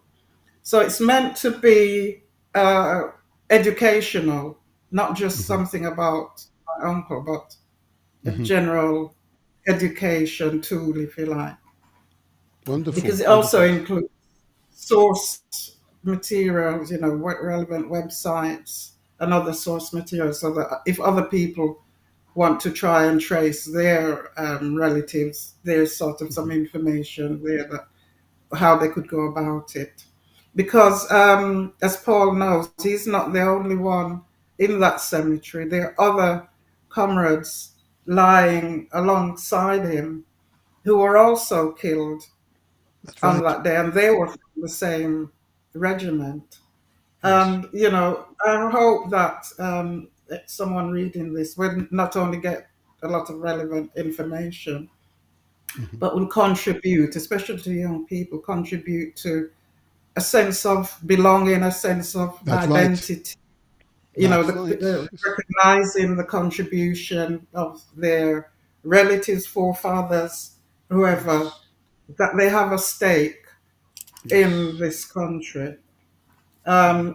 And, hopefully that will help in educating them. And not just educating them, but, as I said before, the indigenous population as well. It's part of their Yes. history, History, you part know. of their history, regardless of your ethnicity, it's a Yeah, part of our history. There you go. it is. Well said. Well Mm, said. Well mhm. said. Can I Can just I? add I'm gonna. something Of quickly, of course. Martin? Yes. Of course. Of course. Um, so we now have achieved in Bright what I call proof of concept. Indeed. 'Cause Yeah. when we went to our tour last year, and by the way, we call our tours Kumbaya, because the first year when we were going out, we wanted a theme, and in the subconsciousness of our mind, these guys were saying, "Come by here, we're still here." And Mm-hmm. so Mm-hmm. we are going out for Kumbaya 4 later this month. But last year, after Kumbaya 3, Beulah contacted me and said, "I'd like you to know that my uncle is buried where you came from." And Mhm. I said to her, "You mean your granduncle?" And she said, no, my uncle. And No, uncle. she explained about the 20-year difference between her mother and Robert. And that Mm-hmm. explained. The point I'd like to make is just like Mm-hmm. how, based on that video from last year went viral, Mm-hmm. and Yeah. somebody like Beulah, who lives maybe 3 miles from me, Mm-hmm. contacted me. We're Mm-hmm. hoping that as we continue every year, there are people Mm-hmm. who live anywhere in the world will be contacting us to say, I think that is our relative. Can you help us to go and find the grave? Mm, mm, Yes. Because we Yes. believe that the more we develop the awareness of what happened, it's the more we're giving the current generation and future generation a platform to actually challenge prejudice. Yes. Well said. Well That's what said. yeah. we'd like Well said. to happen. Mm, Yeah. yeah. Well said. Well said. Bula, and thank you, Paul, for that. Bula. So you said it's your daughter who did that initial piece of research. I like her. Yeah. I was enjoying it last night, you see, doing the research. Um, when she discovered this, how did she react? How was she reacting? Give us a sense of how Right. she felt. Yeah. We'd only been talking about Uncle Robert a few months before when we visited my mother in Jamaica. That was the first time I Mm-hmm. even knew his name. Because all the Mm-hmm. years going on about my poor brother and all that, I wasn't interested enough at the time to even ask her what his name was. And I Look at think that. because she didn't really know him, she was so young when he left. Mm-hmm. Um, his name wasn't sort of in her brain, so to speak. It was just my Mm-hmm. brother. But anyway, Mm-hmm. about 10 months earlier, we actually asked her what his name was Mm-hmm. when we visited her in Jamaica. And then my daughter was working somewhere, and it was Remembrance Sunday, and through a colleague there, she was able to go on the computer and actually find information about him. They were scrolling through a lot of Smiths, a lot of Robert Smiths, and you Mm-hmm. can imagine there were Yes. a lot of them. And it's only when she saw, and she was just about to leave the whole thing because she thought get on with her Ah. work. And when she saw Mm-hmm. Robert Adolphus Smith, and she said she saw Ah. Adolphus. Look at that. That sounds Jamaican. Oh So yes. she clicked on it, and she said she just fell back. She couldn't believe it because she saw Robert Adolphus Smith, son of mm-hmm. James and Margiana Smith, and she knew that that was the name of my grandparents. And it Oh mentioned wow. Good Hope, the little village where we Oh. came from. Oh. She said she couldn't believe it, so she got on the phone and she rang me. I was actually in the car. But no, I just got Oh. out of the car. I was walking along the street, and she rang me and she said, Mom, Mom, Mom, Mom, Mom, we found Uncle Robert. We found. And I Look said, at what are you that. talking about? I said, what are you talking about? She said, yeah, she could not even talk herself. She was so excited. She said, it's him. Because it's mentioned Margiana. And and she was so, she could hardly speak. I could Oh. hardly believe it myself. And, when she got home and went on the computer and showed me what was there, Oh. Oh. I got on the phone Wow. straight away to my mother in Mhm. Jamaica and told Okay. her, you know, Oh. and she Oh. couldn't speak for quite a Oh. while. She said, "You're I'm sure. joking. What? You're Yeah. joking. Then fine, Mm. find him." And, Mm. yeah, it was incredible. It was an incredible Oh. feeling. Wow. I feel it. It I is feel it. like, all these years, this just seems so foggy and far away hmm and, like some sort of fantasy. And it was like, hmm no, it wasn't all a fantasy. It's Real. true. And It was the real. evidence, It's you real. know. That's right. And I wanted you to relate that because I know that as we unearth evidence of Caribbeans, West Indians who fought in the First World War, and we discover their names increase in number. This will happen in families right throughout Britain, the US, and of course the Caribbean. We found our ancestor, we found where he has been rested, or where his name is quoted on a memorial. Can you imagine to find your relative's name on a memorial? Yeah, Can yeah. you imagine? I mean, when we went Hey, to Belgium, it was just otherworldly. You know, my brother came, yeah. a son, um, nieces, and so on, and it was just incredible. It Yeah, really was. that's And right. the people who we went through, you know, who organized the tour, it's a company, Battlefield Tour Company, Mm-hmm. and they Mm-hmm. got some information for us and presented to us on the day. Some of the information that's in the book, such as the war diary from a report from the commander, or whoever it was who was in charge of that group when they were killed, and what he'd written up on the Mm-hmm. day. Yes. Things like that, handwritten, you know, which I've tried Look at to that. To reproduce in the book. preserve. Wow. Well done. Well done. Yeah. Very important. Very important. That propaganda that suggested that we did not contribute to the war, contribute the highest price to the war, that propaganda that still pervade some parts of British society, we will lay that propaganda to rest. No longer Yes. shall it Yes. prevail. No longer should prevail.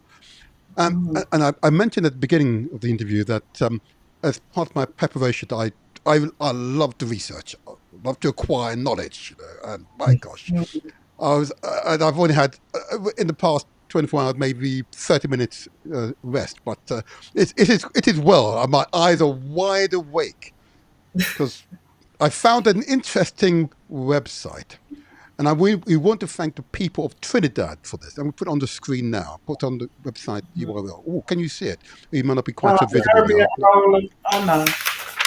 The Caribbean Roll of Honor. Okay, that's the website. That's the name of the website, and it has a record of every fallen hero and heroine. Oh, Yes, oh, amazing website. It is amazing website, and as a result, I found a relative of my family. wow. Now, yes, and in fact, more than one apparently, and this goes to show what you said, Paul, that more than 2/3 of the men Came from of Jamaica. those that went to the front were from Jamaica. And the Jamaican population was much smaller than it is now, of course. So that's a good proportion of the population. Therefore, every family will have a story to tell if they could recall. If they could recall.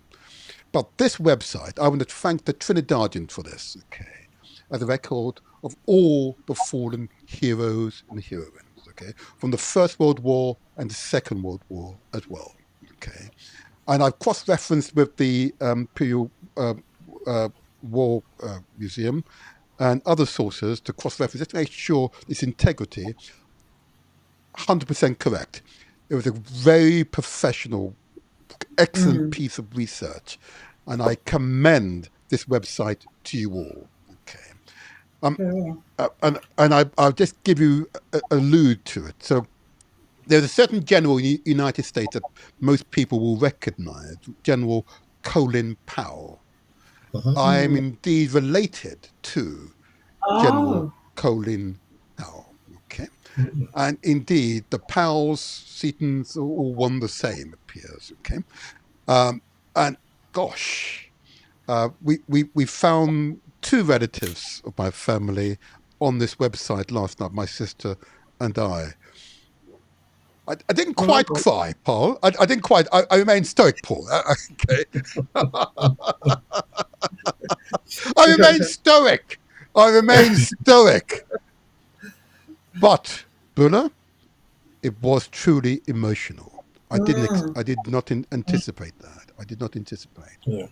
So And in fact, yes, sorry. Go ahead. indeed, I think you will before we finish, but you're going to share our website, Yes, because I will. on our website, if you click cemetery and map, you get a map of the world, and there are dots on the map that will take you to every West Indian who died in the First World War, and it Right. gives you the information that Beulah said her daughter found.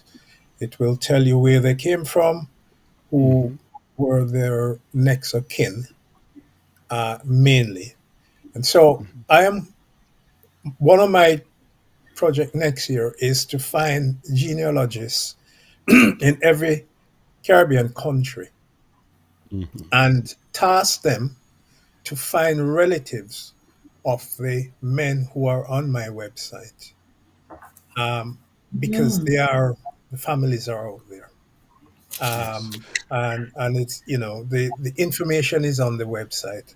I mean, this is information which is on the Commonwealth War Grave Commission website as well. Now, one thing I must say is that there is one organization that has treated West Indians, African, in the main equally. In other words, the Commonwealth War Grave Commission cemeteries throughout the world are pristinely kept. They are wonderful estates of respect. Yes. And wherever you find the West Indian grave, it could be beside a general, a sergeant, or whatever. There's no rank really in the cemetery, and that was something that was set out from 1920 when they decided to create these cemeteries. Of course, we know that there are I can people. attest to that. We were really surprised when we went to visit Uncle Robert, how pristine, with Yes. flowers growing there, how well kept Yeah. his resting place was. So a month ago, I went out on a recce, and I Okay. went to the Okay. same cemetery where Uncle Robert is, and there are 19 graves there, and they're all in a row, right, together. Right. Right. But Uncle Robert's headstone was not uh, legible from 2 feet away. Algae has grown over it.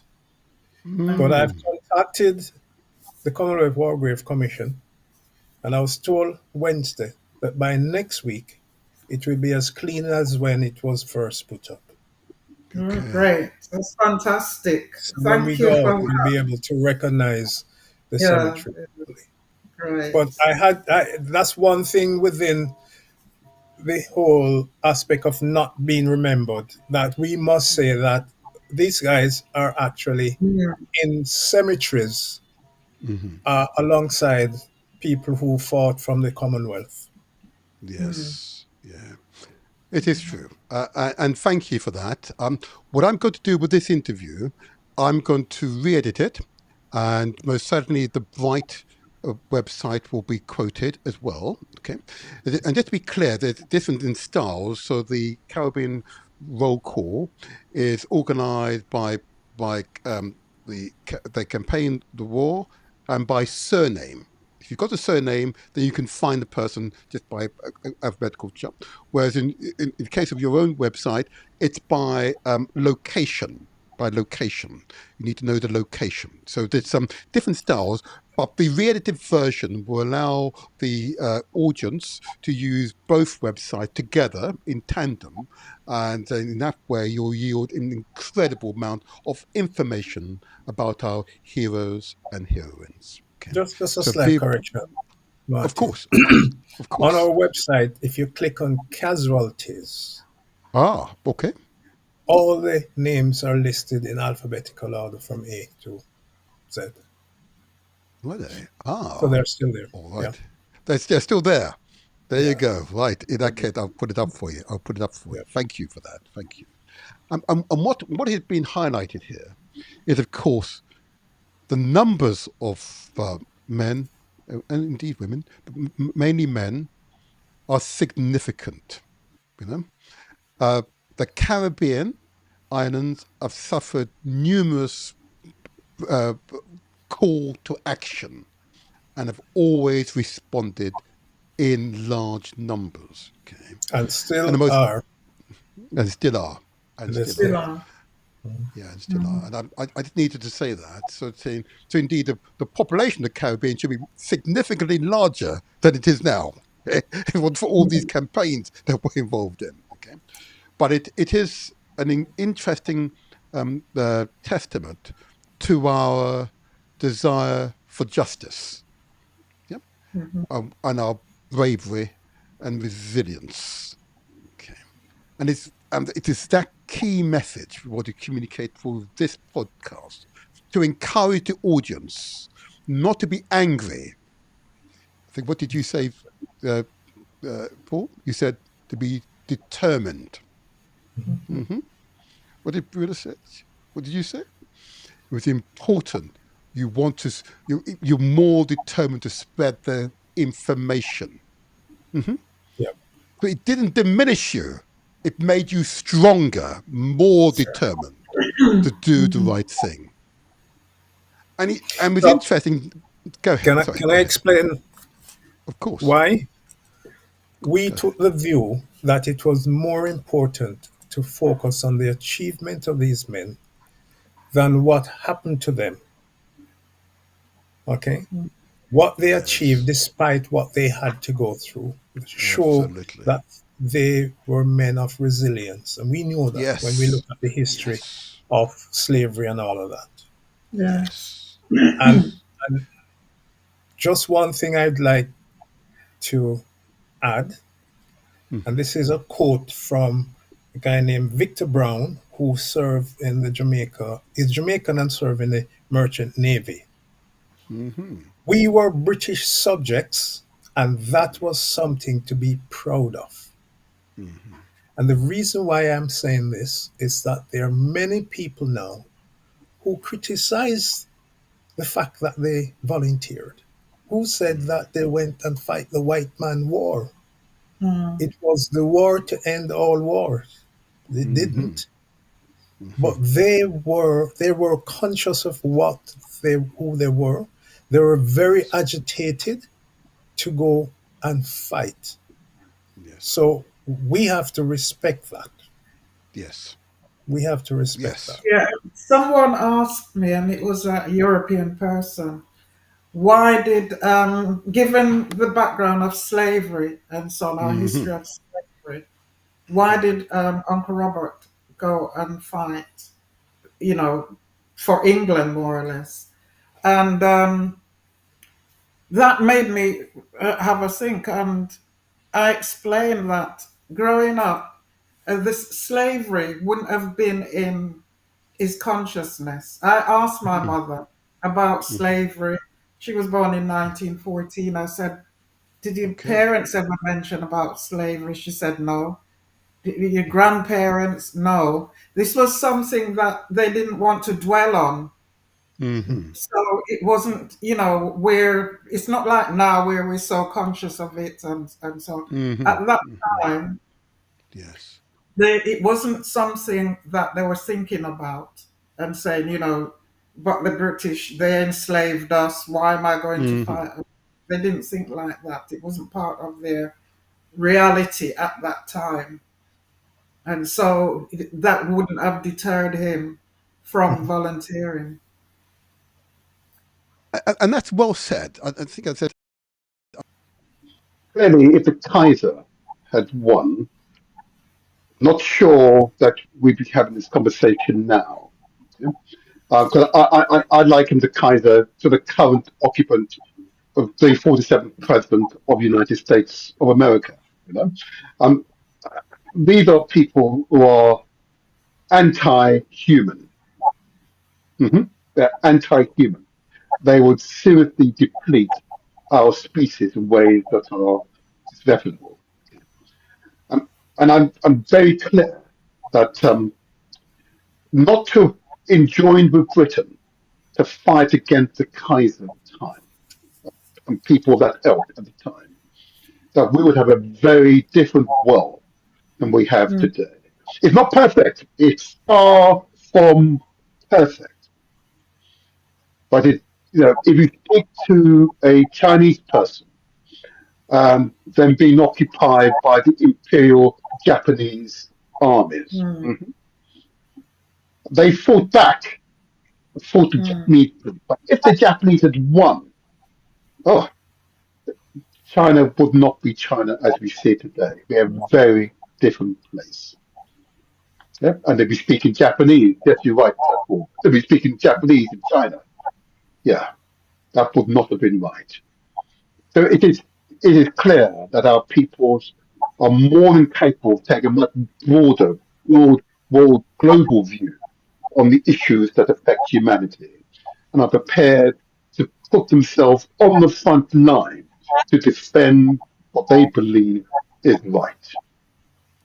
There you go. There you go. Well said. Well said. Thank you. Can I ask you, Paul? Now, your response to my question have inspired my audience. In fact, before I go to you, Paul, I want to go to the lady here who is indicating, because I'm looking at her and saying, you've given away your age, you see. And there's Sorry? no way the age you're inferring could be something. When I look at you. But anyway, what's your final word to the people before we close the podcast? What would your final word be to the people? Final word. Mm-hmm. Yeah, that we have our story to tell. Look Mm-hmm. into your history. It's important. It's passed down through the generations. Mm-hmm. Apart from the Uncle Robert book, I've actually written a memoir, Okay. and it's a piece. It's meant to be a sort of a historical document, not only just about me, but because it includes what my parents' life were like when they in the 1950s and 60s when they arrived and so on. And as I put in the introduction in that book, I was inspired to write by my children because things Mm-hmm. would happen, and I would say, "Oh, I remember when that." There might be like a documentary or a film or something. I say, I remember when that happened, blah, blah, blah. Mm-hmm. When they were younger, they used to ask me what it was like in the olden days when the world was black and white, when they Yes. were reading. Yes. The TV. Yeah. Yes. Well But said. later on, and I thought, well, they keep asking me this. Oh, they didn't know that, and so on. Oh, it would be good if they knew what was happening at that time and so on. So I've written a memoir, and it includes a lot of information about things that were happening nationally and internationally as well. It's meant to be educational, as well as a memoir of a lot of my experiences as a child in Jamaica and in England. So I think people should try research, as we were saying, about possible Mm-hmm. relatives of the war, Yes.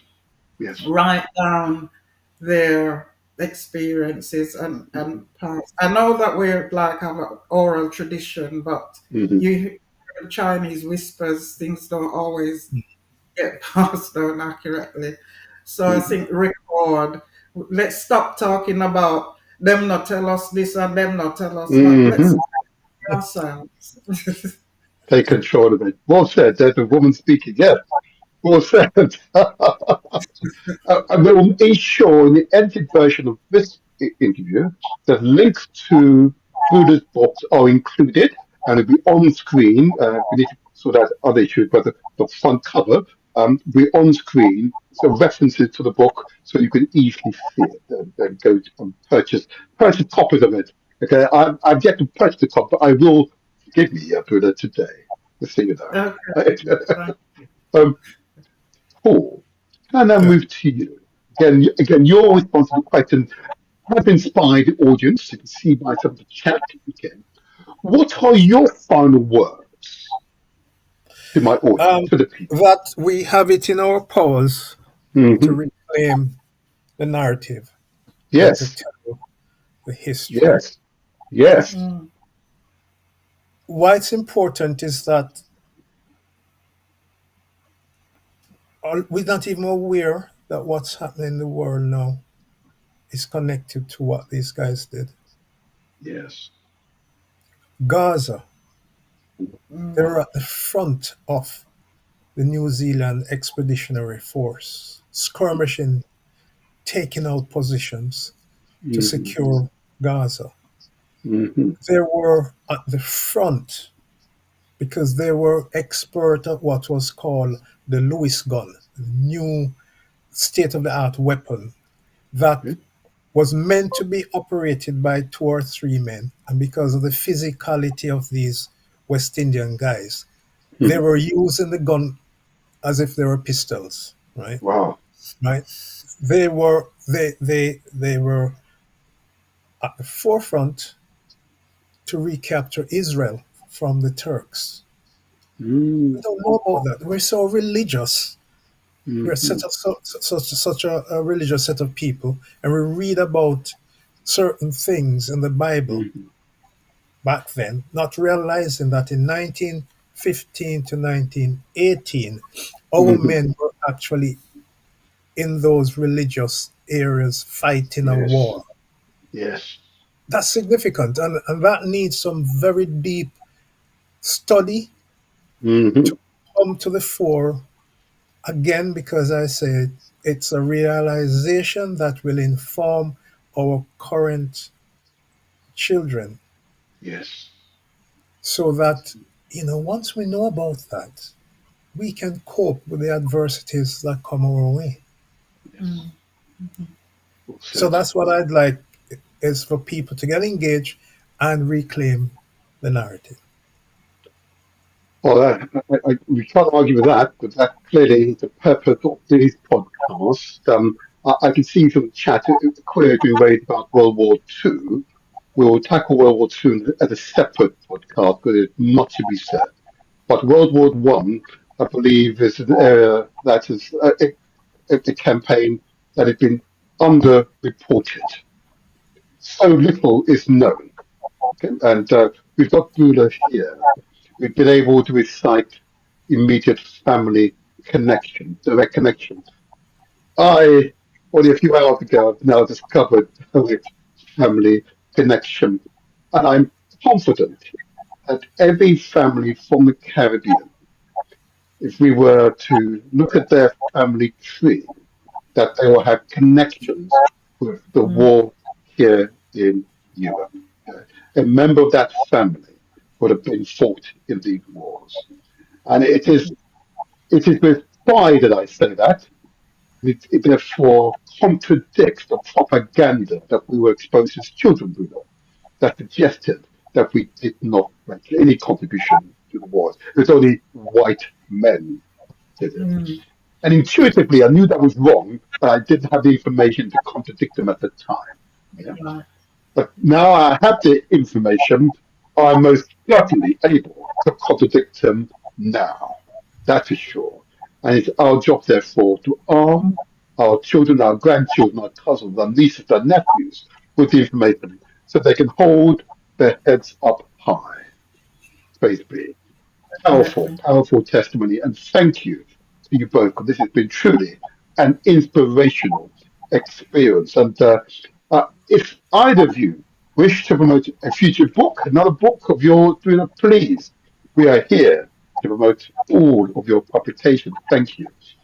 Paul. Martin, I'll Oh, challenge okay, you not okay, to not for the book, but okay.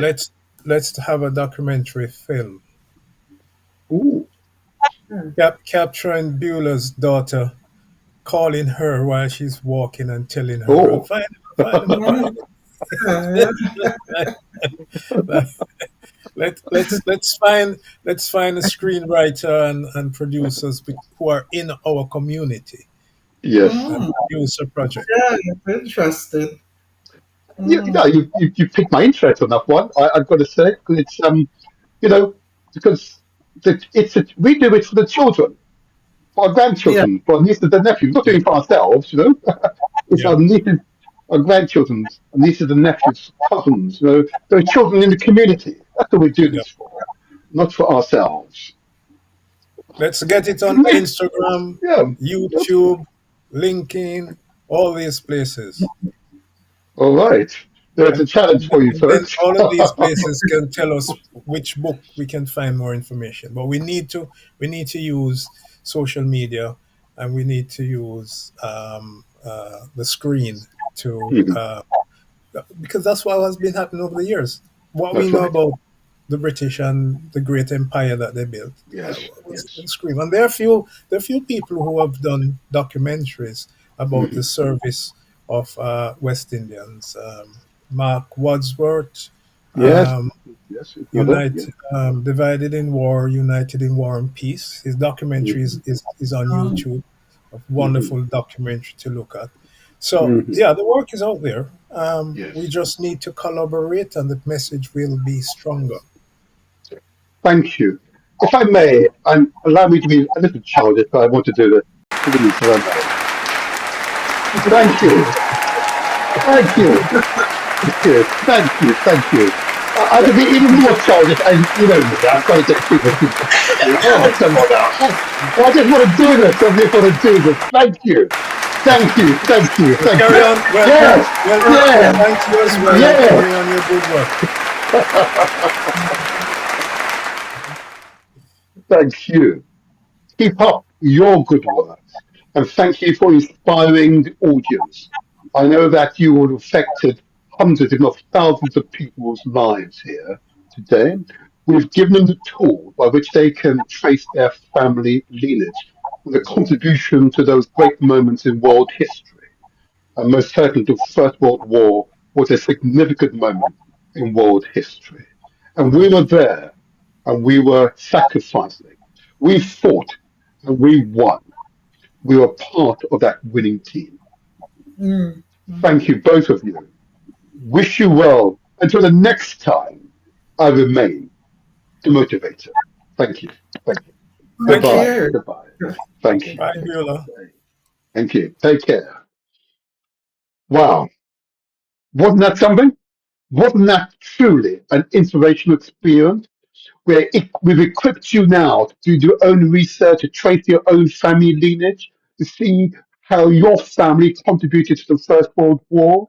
And we would, of course, have a further podcast with a focus on the Second World War, but we want to do it in bite-sized chunks so that you all can appreciate and take it in, absorb it, and so it becomes your memory, not just our memory.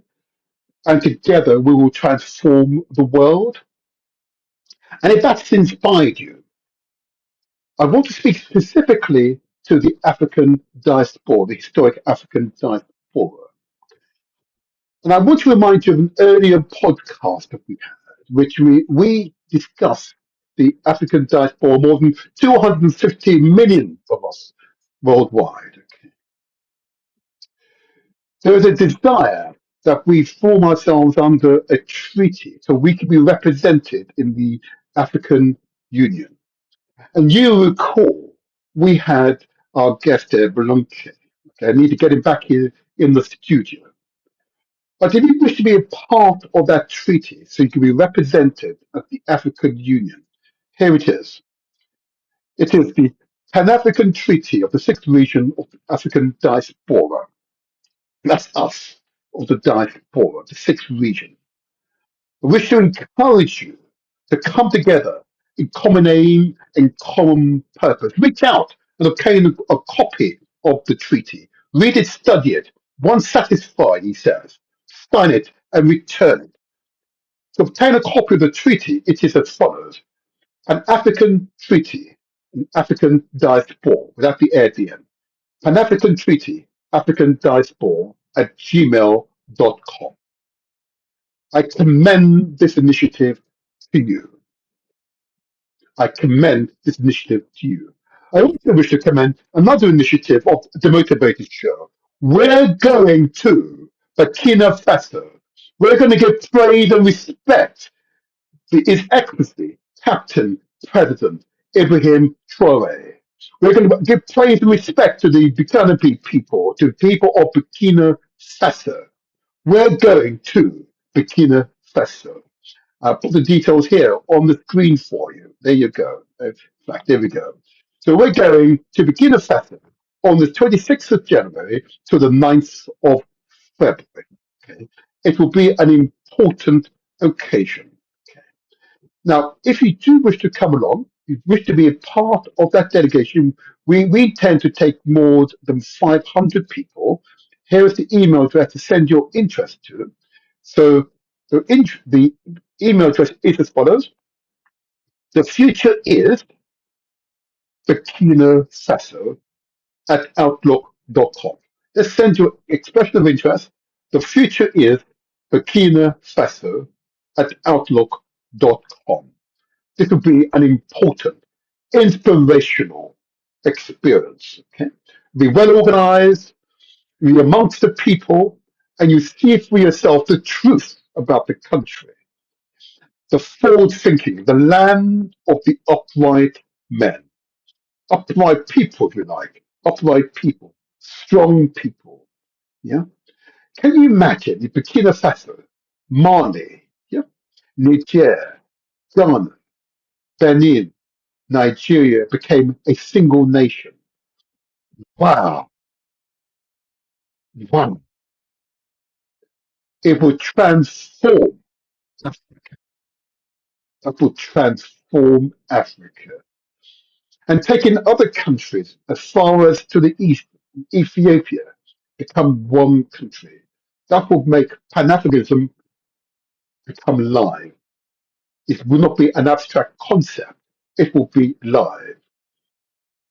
Big thumbs up, of course, goes to King Gabala of the African Continental Unity Party, Africa's only truly Pan-Africanist party that's active across the continent, educating and encouraging African unity. Here in Britain, we have one king because of bloodshed, killing, and maiming.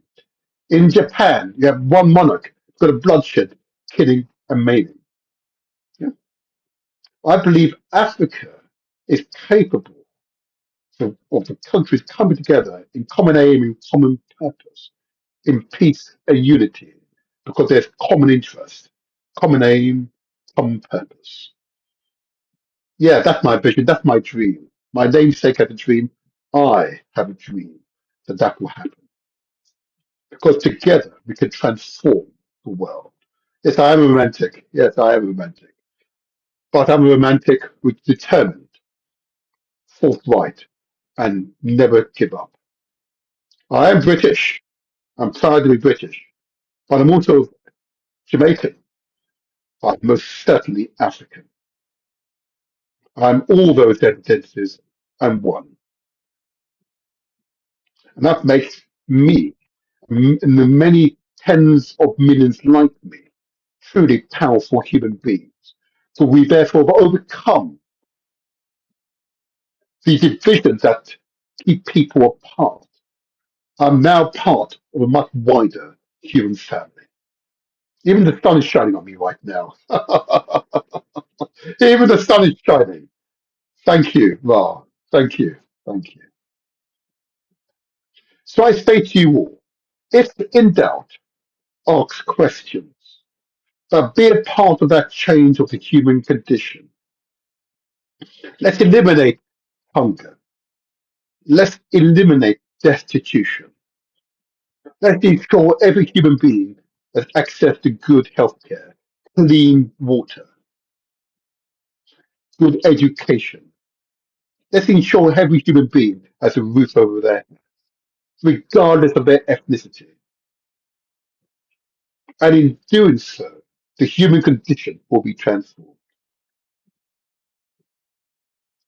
Until the next time, I am the motivator, and I look forward to the next time that we speak together. Spread the word, and if you haven't subscribed, subscribe to our YouTube channel, or at least give us a thumbs up, or leave a comment before you leave this transmission. So you'll be a part of the change. So you are the change maker, not me. You are the change makers. Until the next time, thank you. This is the motivator. Over and out.